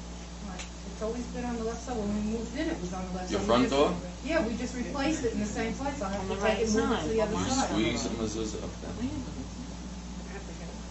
Downstairs on the left, the upstairs on the right. You squeeze the I have to mezuzah up move there. it. 1 second. My old house, straight open the door. My old house was the same thing. The mezuzah was on the, the door swung open from, and yet the mezuzah has to be on the right. It doesn't depend on which way the door swings open. It depends on the right side, the right side, the left side. Regardless of which way the door swings, the mezuzah must be on the right. Right. Exactly. It doesn't. That has nothing to do with anything. And towards the outside or the inside? The door at the entrance. It would have to be towards the outside because the door is on the inner part of the house. You only have space. My door opens towards me. We have two Oh, doors at the entrance. Right. So I think one is the Charlie main had- entrance, and is the next one. And the next But one there's a would little open hallway in towards- between. Right, there's a little hallway. Right, they both need mezuzahs. I think Right. Charlie had mentioned that last Yeah, week. but He told me. on the inner one I haven't, but I have, And on the the door other- is gonna open towards me. I still have to fit it on that right side. Yeah. If you can't put it on the inner part, so you try the best that you can the inner part. If not, then even a little bit on the outside. They don't have to be on the. Any way you can, side you of have the to door. squeeze it in there. And then as you come into your house, and you come into your second door, which is the door before the staircase, I suppose. Right, that's the one I'm talking about. Right, that That's requires the door. no mezuzah. The fact that it opens from the other side is no Yeah, difference. Charlie realized there's none on the outside of my house. We just don't have to yet. Yeah. Okay. Now we'll go through some of the laws. Some we'll go through the whole thing. I don't really want to skip. Some will not really apply to our type of situations. We'll go through it anyway, and we'll come across some interesting things. Though we read the first paragraph, we'll reread it. Page 34, the second paragraph. I'll read the first, and then we'll go on. It is a divine command to affix a mezuzah to every door of the house. Even if one has many rooms, and in every room there are many doors for ingress and egress, one must affix a mezuzah to each one of the doors, even though only one of the doors is ordinarily used. Even if the number of tenants was reduced and only one door is being used, nevertheless mezuzahs must be affixed to all doors. Just to interrupt, but it means that even if the rooms stay vacant all the time and there's no one living there, or if it's one person living in a house with 20 rooms, and in fact they only use 2 rooms or 3 rooms, but if it's in your house and it's in your ownership, then you are responsible for the mezuzahs on all the doors. If a door has been made for occasional deliveries, and there is another door for entrance and exit, no mezuzah need be affixed to the door used for deliveries, because in fact it wasn't made for human beings or for people to come in through that side. Mezuzahs must be affixed also to the gates of courts, alleys, cities, and provinces, as it is written, and upon thy gates. When did I have one for at the Gracie Mansion? I think being put up mezuzahs today. Yeah. I don't know if you put them up at the gate, but if you put them up at Gracie Mansion, in the actual house, being put up. Not to get off it, just to throw you one more thing. The fact is that Koch installed a kosher kitchen in Gracie Mansion. How many people are aware of it? Yeah, I just read it recently. Put a kosher kitchen.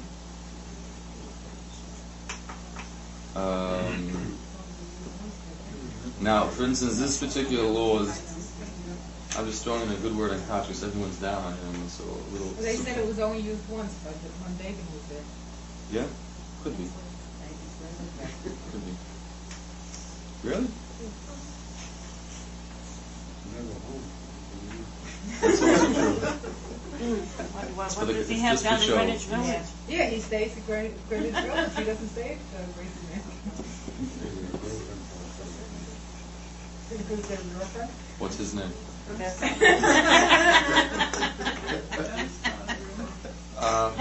What is scratch there? My career.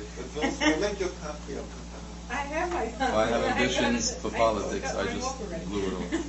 Now, for instance, this particular law, mezuzahs must be affixed also to the gates of courts, alleys, cities, and provinces. Doesn't really apply to us today. What they mean and the way the laws were really written were in the olden days, say the gates, which would be the entrances to the various cities, the actual physical gates, they would place a mezuzah upon them, or in your alleys, you would actually place a mezuzah there, which we don't do for various reasons. I suppose some of them being the fact that in those days, if it would be a city, would be an all-Jewish city, or at least the management or the ownership would be Jewish, thereby requiring them to do it. Let me ask you this question. We had read that article in that magazine, that Jewish magazine, in which they described the kosher homes. Yes, in which they described the people who live in Muncie, or New City, or whatever it was, Right. where they come in on buses and they daven on the buses Right. en route to the city. Do they have mezuzahs fixed on the doors of the buses? They do go in through a door. But nevertheless, it's not a dwelling. It's not a dwelling. It's not a dwelling. in a shul does not need a mezuzah. But it's a bus. We But have it's a it, but bus. it's not needed. But it's a bus. We had discussed last week that a shul is not really needing mezuzah. But the fact is, it's a bus. It's not a dwelling. Yeah, It's by like saying, law- well, there's a car that requires a mezuzah. I'm just trying to remember, by law, bus can be very well classed as a dwelling. Legally. Yeah. Or the question would be if you have a trailer, where in fact you do live there. Well, it's a different story. If in fact you do live there, then perhaps yes, but you're not talking about putting mezuzah on your cars. The same would apply to a bus, probably. Unless you turn the bus, which would be a trailer, you turn it into an actual home, then fine, it's a different story. But it's a bus. You can daven on a plane also. You can daven anywhere. You can daven in the middle of the street. Daven on the plane going to Israel. Surely daven on the plane. You can go into wherever it is. I've seen them on the subway station when it was time for Mincha. Somebody would turn himself quietly into a little corner and daven. I've seen it. I was amazed, but that lot. Sure. I was all over, wherever it happens to be required. I was with a friend of mine once, so we happened to find ourselves in the city, and it was time for Mincha. And he had a daven Mincha, he had a daven Shemona Esrei. The Ashrei is nothing but Shemona Esrei, it's, the regular Shemona Esrei. He went into the phone booth, and he closed the door, and he davened Shemona Esrei. Before Superman ever discovered the phone booth. This guy has been hanging out in phone booths for a long time. Maybe he's a Superman. Could be. But the point is, if the time comes to daven, you have daven. But to go ahead and affix a mezuzah in any one of these places, I don't think it's required, because it's not a dwelling, which is a requirement.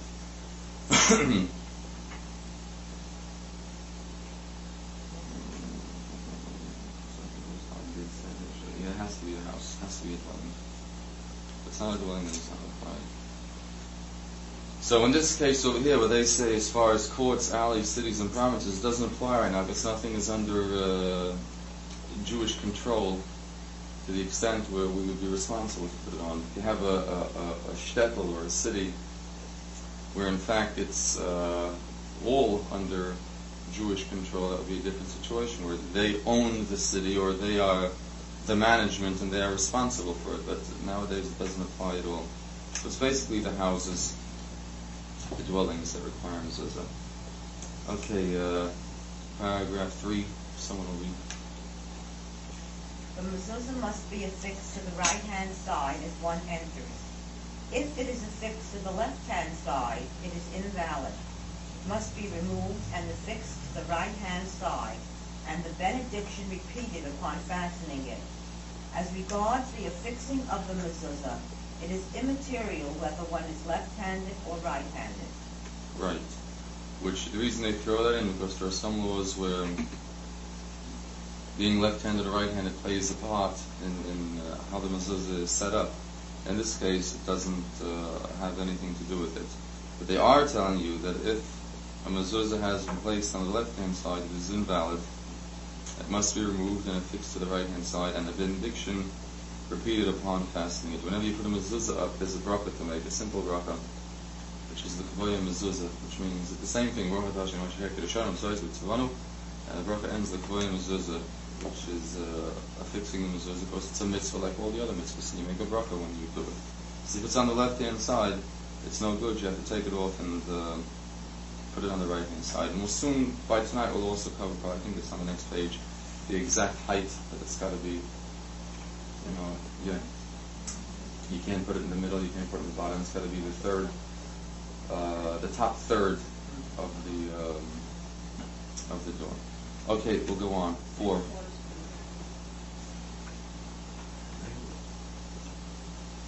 Benny? Why does it necessitate putting the mezuzah at that angle? What is the law? Put the mezuzah at an angle. On the next page, we'll cover that. I've got my glasses. If there are two houses each of which has a door opening either into the street or into a court, and the space between the two houses too has a door, and it is doubtful to which side of this door the mezuzah should be affixed, then we are guided by the location of the hinges. That is, the place where the hinges are affixed and toward which the door opens is to be considered as a part of that house, and the mezuzah should be accordingly be affixed to the right side where one enters. Just interrupt you for a minute. This doesn't really apply to any of our situations. Again, that's where houses were together and then everything was shared, and to us it doesn't apply, but we'll go through it anyway. This rule applies only to a case where both houses are used equally. But if one of the two is used more frequently, then we are not to be guided by the position of the hinges, but the mezuzah must be affixed to the right side of the entrance to the house, which is more often used, even though the door opens into the other house. Okay. We'll go on to the next one. 5. The mezuzah must be affixed within the upper third of the door post. If we affix higher than this limit, it is valid, providing it is 1 hand breadth from the lintel. But if we affix it lower than the upper 1/3, it is invalid, and we must remove it, affix it to the proper place, and pronounce the necessary benediction. If we place it above the 1 hand breadth limit, we must remove it and affix it to the proper place without saying the benediction. It is best to affix the mezuzah within the outside hand breadth of the doorpost. But if one deviates from the rule, it does not matter. That's what I mentioned to you before. Because the proper place would be on the part extending from the door. But if there's no room there, if the whole thing is door, it's all door, then you do your best. And as it says here, one deviates from the rule, it does not matter. I'll read the next one. How should the mezuzah be affixed? We roll the parchment from the end of the sentence to the beginning. That is, from the last word, echad, 1, towards the first word, shema, so that the word shema be on the top, which means on the mezuzah, assuming this is the parchment of the mezuzah, and it's rolled up and it's placed within the casing, so it would be written Shema Yisrael Hashem Eloheinu Hashem Echad, and the way it should be rolled is starting with the word echad this way, so that the word shema ends up on top of the mezuzah. This is what they mean. So that the word shema be on top. When we put it in the tube or other receptacle and fasten it with nails to the doorpost diagonally, having the top line containing the first word, Shema, towards the house, and the last line towards the outside, which is what we just did. If the doorpost is not wide enough, we may fasten the mezuzah vertically. Again, we say it. If we simply suspend the mezuzah, it is not valid. We must fasten it with nails at the top and at the bottom, so that it should not remain suspended. In other words, you cannot hang a mezuzah from your door. You must nail the mezuzah into the door. Scotch tape or some kind of binding to hold it if you Yeah. can't hammer it Yeah. out in. Yeah. Or glue, or in other words, the main thought being that it can't be suspended in the air. It has to be attached to the door. When you buy a mezuzah, it's already enclosed in the casing. Right.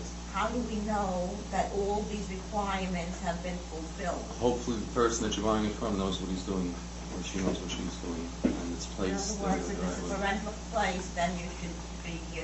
Right. That's what it always boils down as with everything else. That hopefully the person that you're buying from is, aside from being in the business commercially, should also be concerned that, as long as you're doing it, you might as well do it right for the same money. Why fool the person? But usually if it's bought from a reputable a bookstore, they usually do it the proper way. Isn't it most of the time buy the parchment separate than the casing? I've also done Because I I know you can buy them. You can buy Yeah, the also, parchments separate. I mean, you don't need a basically- case. You don't need a casing altogether. Casing is strictly an adornment. Then how would you cover it? Some people take a piece of scotch tape and yeah. It's not done very often, but halakhically, That's it's That's yeah, but halakhically it's perfectly all right. The main part is the parchment, not the casing. You go into the apartment house on Eastern Parkway and you see all the parchments just placed The actual on parchment, the yeah. individual apartment doors. You know, the tapes.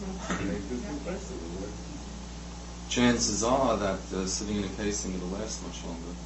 You know, as far as the protection for the parchment of the mezuzah, especially an outdoor mezuzah, which on the street, so the weather would kill it, cold weather would kill it right away. As far as letters being lifted and so on, but the casing is immaterial, yeah. Before affixing the mezuzah, we say the benediction, Blessed art thou, O Lord our God, King of the universe, who sanctifies us by his commandments and hath commanded us to affix the mezuzah. If several mezuzahs ought to be affixed at one time, one benediction suffices for all. If a mezuzah fell off the doorpost, the benediction must be repeated when we attach it again. But if we remove it in order to have it examined, it is doubtful whether or not we need to repeat the benediction upon affixing it. Which means if a mezuzah fell off the doorpost, or if it was removed for purposes, say, of repainting the house, and remove mezuzahs from the painting, or when you remove your mezuzah and you replace it by a different one, do you have to make another benediction? The one that you removed was the kosher one? I hear what you're saying. The one that you removed was the kosher one? You removed it to have it checked, but in the meantime you put up another one. So while the one you removed is being inspected, you're not without a mezuzah. Then you don't think of bracha. But if you're bringing back that one, let's read it again, because that's what they're talking about. If the mezuzah fell off the doorpost, the benediction must be repeated when we attach it again. If it fell off the doorpost. But if we remove it in order to have it examined, it is doubtful whether or not we need to repeat the benediction upon affixing it. Because you're in fact taking it off with intention of putting it right back on. No, but I mentioned if you put on a different one. Aha. Now, if you're taking off a mezuzah, have it checked, and you're putting on a different one. You have to put on one immediately? It shouldn't be. It shouldn't. You're allowed 30 days on a new house. If you move into an apartment, you have 30 days to put on this mezuzah. I recently removed one from my front door and replaced it immediately. I had it checked, it was no good, it was able to be fixed, so I put it on a different part of the house because from the place where I removed it from, I had already replaced that one. That requires a bracha, the one that you're replacing. No. I'd say no. I did. You did? What do you mean? Is that taking the name in vain? You get a half Would that be a case of taking the name in vain? That we talked about earlier? It's, it wasn't in vain. You made the complete bracha, but perhaps it was a bracha that wasn't necessary. You mean the one you replaced, you didn't have to make it? Because he never removed it it was never intentionally removed. It was removed only with the intention of having it checked. And so as far as we're concerned, there's a mezuzah up there but it's being checked, and you're putting one up just till you bring that one back. The one that I brought back, I put back somewhere else. I didn't put it back in the same place.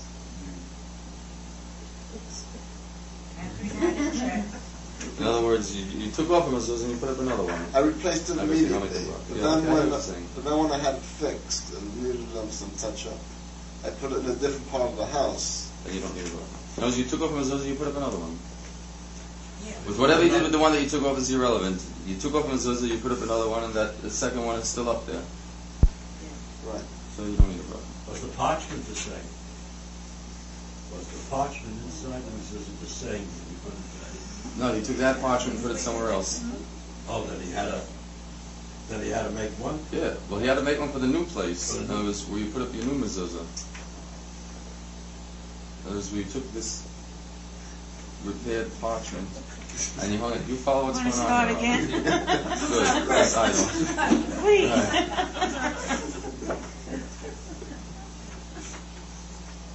If you just take something off to check it, or you're putting up a new mezuzah, say you got a fancy mezuzah, and you're putting up another mezuzah, you don't have to make another bracha.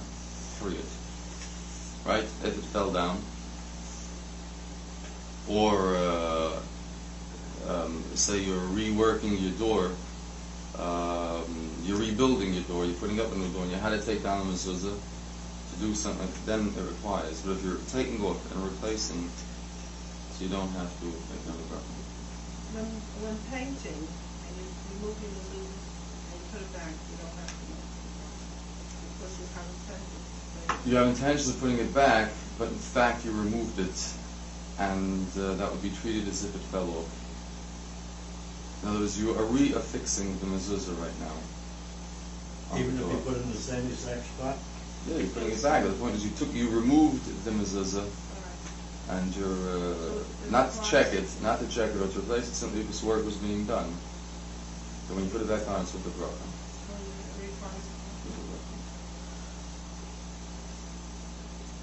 But it's being checked and it doesn't require it. He says it's doubtful, but the fact is it doesn't.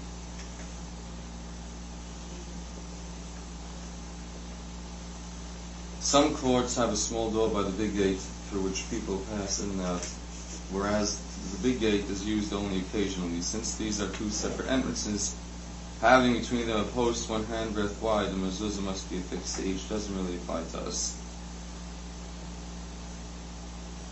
This does. 9.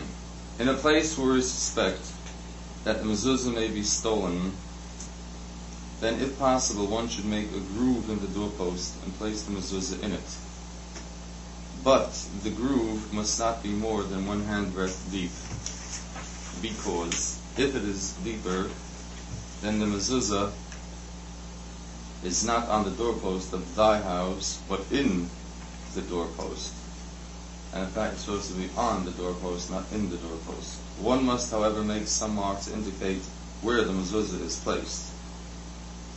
If it is impossible to make a groove in the doorpost, one may affix it inside the house behind the door, but it must be affixed to the doorpost and not to the wall. And it must be affixed not more than 1 handbreadth away from the opening of the door. If it is more than 1 handbreadth from the door, it is invalid.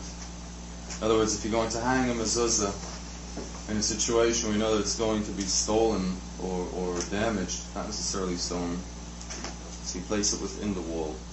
You dig into the wall and you put it in the wall. If one doesn't want to do that, so you place it on the inside of the house. Though it has to be outside walking in, as we said before, but if you have no choice, you place it on the inside. And not on the wall, but the inside part of the door, so that it's still placed upon thy doors, which is the basic requirement.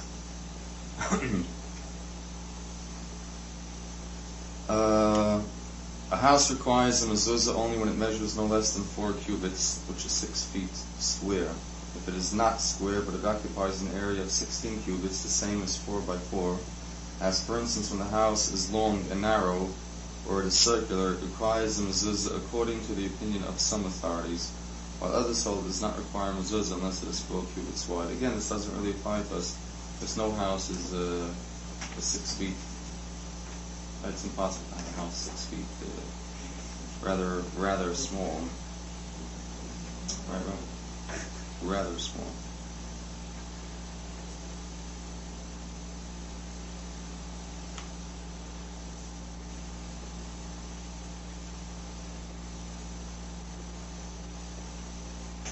Okay, we'll read the next one. Only doors which have 2 doorposts at least 10 handbreadths high and lintel above them require mezuzahs. Even when the doorposts are not made of special wood or stone, but the walls of the structure themselves form the doorposts, and above them is the ceiling, a mezuzah must be affixed to it, which is our regular situation. If the house has only one doorpost, for instance, where the wall extends beyond the door on one side, like this, and they show you a little picture there, then if the doorpost is on the left side of the entrance, no mezuzah is required. If the doorpost is on the right side of the entrance, it is doubtful whether a mezuzah is required. In such a case, we should either affix the mezuzah without saying the benediction, or first affix one to a door which definitely requires the mezuzah, and then to the doubtful door. Thus the benediction said over the former covers the latter. This rule is to be applied to all doubtful cases. These are all situations out of the norm. This is high, this is low, you have one side, you don't have another side. Normal situations, you have a door, you walk in, you have another door, you walk in again, and you have a door and you walk out. So we won't go deep into this to try to understand every fiction, every situation. When someone has a question about a particular situation, it's best to check it out and see if you require a mezuzah, but rather than to go into these details now. If two doorposts have no lintel above them, but they have an arch top like a bow, or even if there are no doorposts at all, but the vault itself begins from the ground, then if the wall is 10 handbreadths high and 4 handbreadths wide, a mezuzah must be affixed in either case. In the case of stores, where one doorpost is made to reach from the ground to the lintel, but the other doorpost does not reach to the lintel, but a wall is made to protrude to about a cubit, 1.5 feet or more, like this, another picture. Then if the doorpost which reaches to the upper one is to the right of the entrance, a mezuzah must be affixed to it. And if the lower doorpost is to the right of the entrance, then if this doorpost is 10 handbreadths high, a mezuzah must be affixed to it. But if it's less than 10 handbreadths high, it should be affixed to the wider part of the wall. Everyone understands that? No. One thing that was yeah. mentioned here, they mentioned stores, and that's not considered one. But a store requires a mezuzah. A store requires a mezuzah. An office requires a mezuzah. Because in fact, it's a different kind of dwelling. It's a dwelling, but you're not, say, going to sleep there. But for all practical purposes, you live there as much as you live at home almost. A good question, and it's 100% so. A store requires a mezuzah, as well as offices. The ophthalmologist that we use, he has a mezuzah on the floor. 100%. 100%. It's a medical building. Yeah. People are unaware of it. People are unaware of it. It's 100%. She's a resident. Is it on the upper third part of the building? Yes, I'm sure it's in front of the place. But they require the same thing. As long as we're talking about that, just to touch on to something else pertaining to offices or stores. When it comes before Pesach, and one has a store or one works in an office, it has to be completely cleaned of chametz, as does the home. Because if one is in a store and you have lunch or whatever, or in an office, and or one's car certainly, but you would think a store or an office, being that it's not a home and it doesn't require the same. The shul has to be clean. For chametz, yeah, it has to. You'll have to read your contract. But the point is that every place of where one is during the regular time with chametz has to be completely cleaned out, and an office and a store are treated just like a home as far as chametz, and the proprietor is held responsible. Because the owner of the store, the owner of the office, is held responsible for mezuzah and whatever else applies to a shul. 100% has to be cleaned out for Pesach. No question about it. Milestones? You have to. I'm not the owner. You have to a thorough cleaning, and then you have to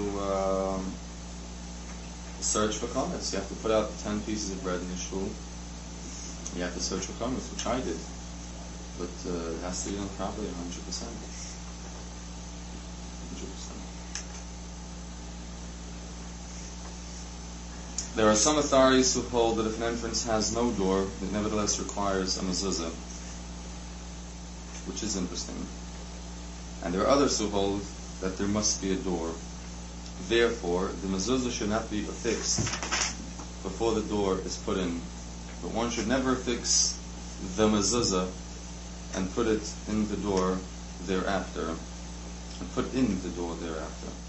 Because a precept must be performed on an occasion already existing, and not perform the precept first and thereafter create the occasion for it.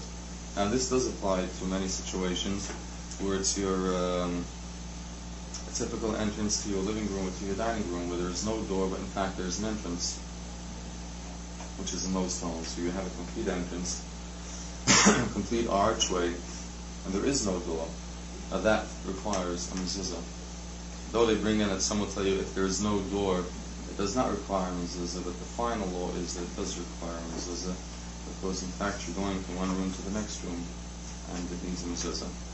What did they do years back when they lived in tents?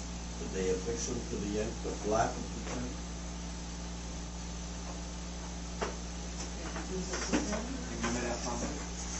I'm thinking, when they had tents, yes, but the very next line of the next paragraph that we're about to read says, a house used as a temporary residence needs no mezuzah. So if the tent in fact was a temporary residence, it would not have needed a mezuzah, but if you set it up as a permanent residence, I suppose it would require a mezuzah. And you put it up on the most stationary part of the entrance, and it probably wouldn't need a mezuzah. A house used as a temporary residence needs no mezuzah. Therefore, the sukkah erected for the Feast of Tabernacles requires no mezuzah during the days of the feast. Stores erected for the duration of a bazaar and are thereafter either taken apart or they remain entirely unoccupied likewise require no mezuzah. But stores which are permanently occupied with merchandise do require a mezuzah. So if you use, in other words, a room, a storage room, or something of the kind which is only used temporarily, and after the use is gone, it will stay empty for the rest of the time, so that does not really require mezuzah, because the whole thing is only temporary happening. Though the room is a permanent room, but its usage is only temporary. But they tell us clearly, stores which are permanent require a mezuzah. A corridor which has 3 walls with a ceiling above them, and the 4th side is open, but it has 2 columns resembling an entrance, requires no mezuzah, because these columns have not been made to serve as doorposts, but rather to support the ceiling. That is, if you have beams, only they look like doorposts, and in fact their sole purpose is only support for the ceiling, it doesn't require a mezuzah, because it was never made to be an entrance, and the whole thing was only put there as a supportive action for the ceiling, so that does not require a mezuzah. However, if it has a wall on the 4th side as well, although the wall is low and does not reach to the ceiling, or even though it is made up of windows, a mezuzah is required. Okay, again, these aren't your everyday situations. Einstein Hospital has a mezuzah. Like I said, it's not your Einstein Hospital has a mezuzah on every door throughout the whole hospital. I was going to ask you about that. That's up way up on the ground. Every door. Every hospital needs every. The hallway in the back of my house, it's a doorway leading from the kitchen. So there's no wall to either side of it, just a doorway. Goes down the length of the wall, and there's a wall on the right, there's a wall with doorways on the left, and then it swings around the back. So there's a doorway, that's considered a wall too. So it's 3 walls and just the doorway at the other entrance. But that's also, if you should come up the back steps, it's an entrance into the kitchen. So it requires the mezuzah, doesn't it? It's a weird house. Yes. Coming in from one side. We can come in from the back or from the front. I was just saying, we were at the Pines Hotel for a weekend, and on all the doors they had mezuzahs. So I was just thinking, if they're temporary things, why would it be necessary? People go for a weekend, a week or 2 weeks. But the hotel is open all year round, huh? Yeah. I'm sure they didn't delve into the halakha to the extent where, the place is empty, remove the mezuzahs. And you got company, place the mezuzah on room 12B. If someone just came in, they leave them up there. Right? If you want to go into the actual halakha, so maybe half the rooms don't need because they're not being occupied. They used to be open. Yeah, but they usually, they're not going to go remove and put them back up, so they leave them on.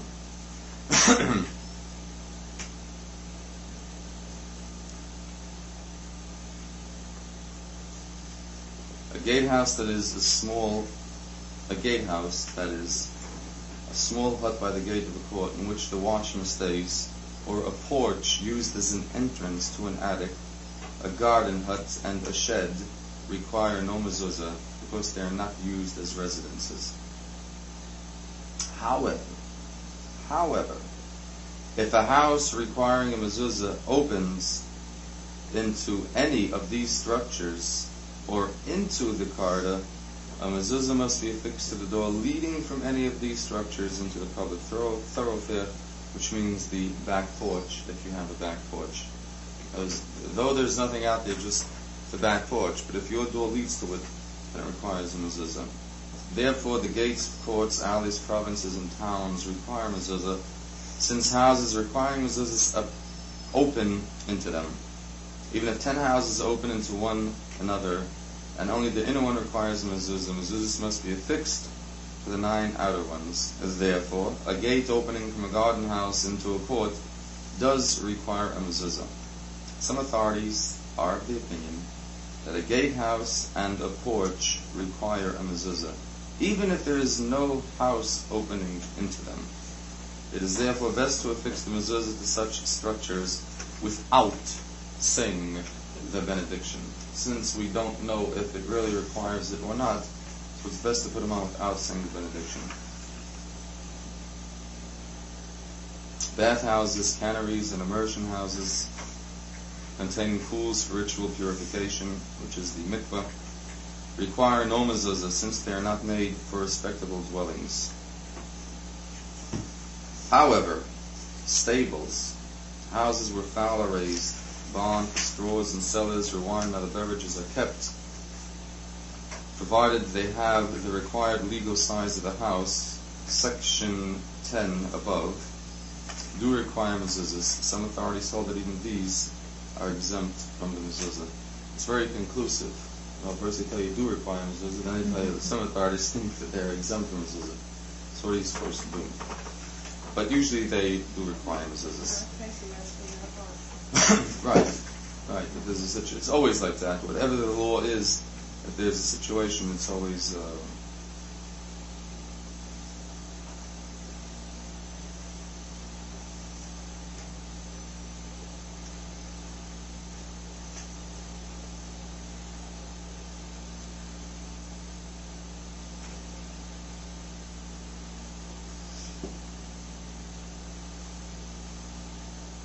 I'm going to go through the ones that really apply to us. At 19, what is that? Section 19. It's like an office where I work.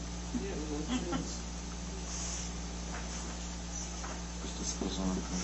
19. A house or court which non-Jews as well as Jews dwell is exempt from a mezuzah. That would mean the front gates or the front doors to the house, where non-Jews as well as Jews live, would be exempt from the mezuzah. But every tenant puts up his own mezuzah for his own door and in his own house. But the boss or the ownership is not required to put on a mezuzah because in fact there are non-Jews living there. If it's a non-Jew, it's not required. That would pertain like to an office also. Right, right. That's why on the front doors you don't really need an office such as myself. Myself being the only Jewish person in the office. That's what requires. What happens on a college campus where you may have a roommate who isn't Jewish? You can put one up if you want. It doesn't require, meaning that it's not mandatory. But you can put one up, as can a Jewish landlord put up a mezuzah in an apartment building with non-Jewish people living there. They're saying not required means that you don't have to. If you have it's your room and you have a non-Jewish roommate, you can put it in mezuzah. It's for you, it's not for him. Well, like we live in a two-family house, and it's owned by the other people. There's a side entrance. I don't think they have that we both use. I don't think there's a mezuzah there. Am I required to put? No, it's not your house. I'm saying it's not your house. Being that it's not your house. Leads into my apartment. No. Are they Jewish, these people? You can suggest it to them. But as far as your requirement, it's not your requirement because it's not your house, and you're entering through their entrance. But your doors, then is a different story. If it's not your house, you're not responsible. A cellar having doors. Incidentally, that law also applies if you're. I think I mentioned last week that if you're moving out of a house or out of an apartment, and you know for a fact there are non-Jews coming to move in, then it's your responsibility to remove the mezuzah. Chances are they're going to remove it and just throw it away, and thereby desecrating the mezuzah. So you have to remove it beforehand, because they're going to rip it off anyway. However, if there are Jewish people moving in after you leave, then you have to leave on the mezuzah, just in case there are people who don't put on mezuzahs. So, in fact, you've done a good deed for them without them even being aware of it, by leaving the mezuzah on for them. If you were to take out the parchment, and say one letter or so was faded, does it sometimes go over it again? If it can be fixed, it should or be fixed. do you have to buy another? No, it should be repaired. Just like in McGill's. Sure, just like a Synagogue, just like film, just like anything. If it can be repaired, by all means, it should be repaired. That means at the time of usage, it's not kosher. But should he be able to repair it, he most certainly should repair it. Definitely so. I just want to run through the rest of mezuzah, so we finish mezuzah tonight, and next week we start something else. A cellar having doors and doorposts lying in the ground is exempt from a mezuzah because the term doorpost applies only to one standing vertically. If a man rents a house outside the land of Israel, he cannot affix mezuzah on its doors for the first 30 days because it is not considered a permanent dwelling. Which is an interesting law. Speaking of the Jews, the permanent home for the Jews is considered the land of Israel. So therefore, if you're not in the land of Israel, you'll have 30 days to put the mezuzah on the door. After 30 days, it should be up there. If a man moves from a house that is occupied by another Jew, as we just said, he must not remove the mezuzah, must leave them there, and the new occupant is to pay for them. That part I didn't go in. One must take special care to observe the precept of mezuzah because it is a continuous obligation. Whenever we enter or leave our house, we are confronted with His name, the name of the Holy One, blessed be He, and remembering His love, we will awaken from our lethargy and will cease going astray after the vanities of the time. We will be aware that nothing in this world endures forever except the knowledge of the rock of the world, and we will at once come to our senses and walk in the path of the righteous. Our rabbis of blessed memory said, "He who has tefillin on his head and on his arm, tzitzis in his garment, and a mezuzah upon his door is sure not to sin, because he has many reminders, and these are the very guardian angels who protect him from sinning. As it is written, the angel of the Lord encampeth round about them that fear him, and delivereth them." Our rabbis of blessed memory said again, "For the sin of one's failure to observe the precept of the mezuzah, one's children die when young, but the children of one who strictly observes it will live to a ripe old age. For it is said, that your days may be multiplied, and the days of your children." Now, the expression rock of the world, what's the meaning of that? The sixth line. That's actually a Hebrew word translated into English. being Have a special connotation. I mean, as far as the meaning, not really. It just means rock of the world, What meaning was the interpretation of that rock of the world? it's just another reference to God. Yeah, another reference to God. Another reference to God. Redeemer of the world, rock of the world, Father of the world, Savior of the world.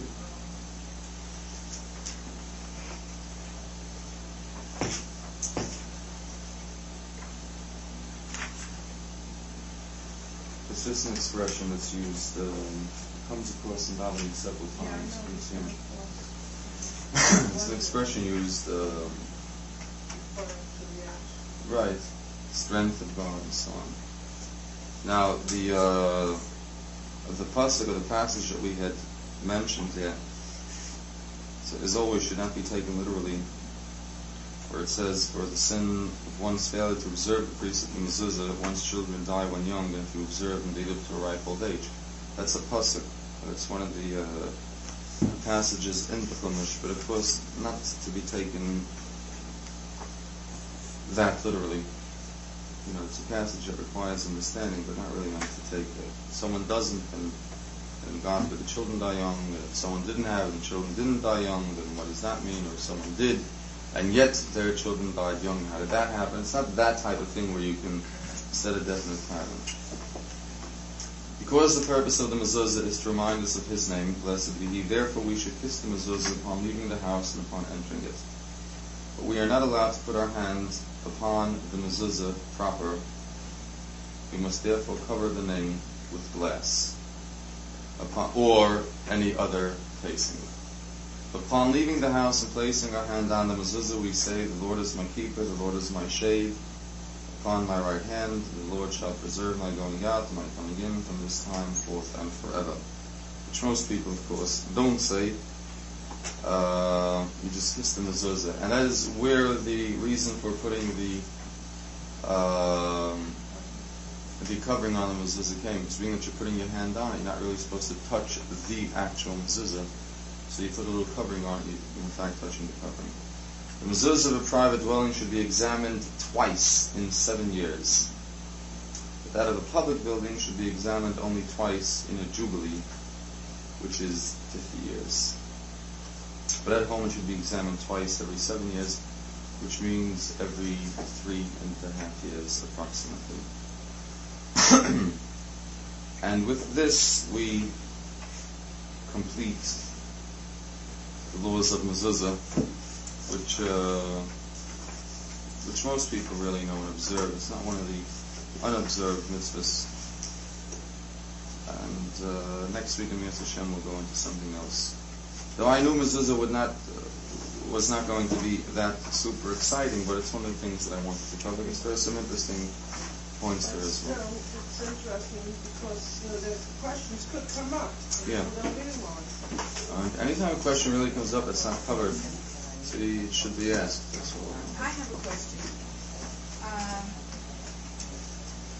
When a man is a mezuzah, you assume his hands covered or many concepts to the lips. What is the case with you?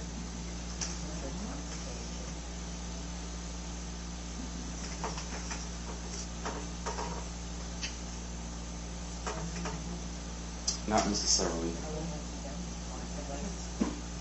Not necessarily. Because in fact you're not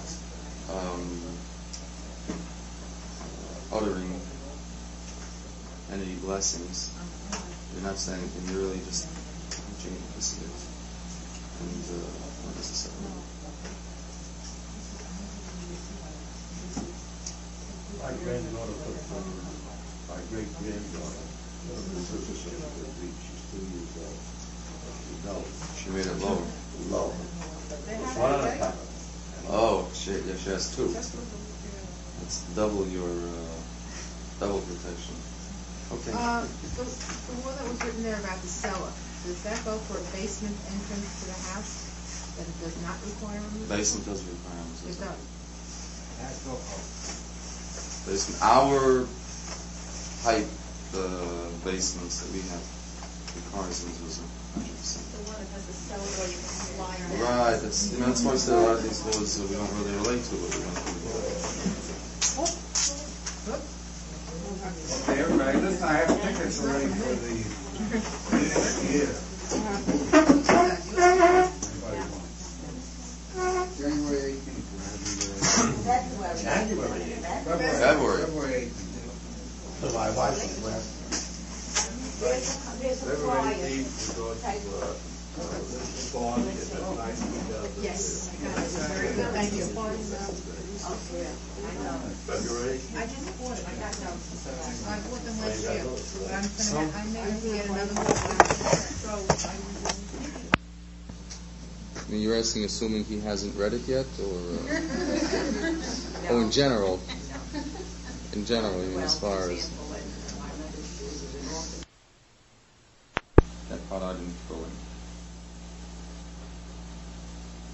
One must take special care to observe the precept of mezuzah because it is a continuous obligation.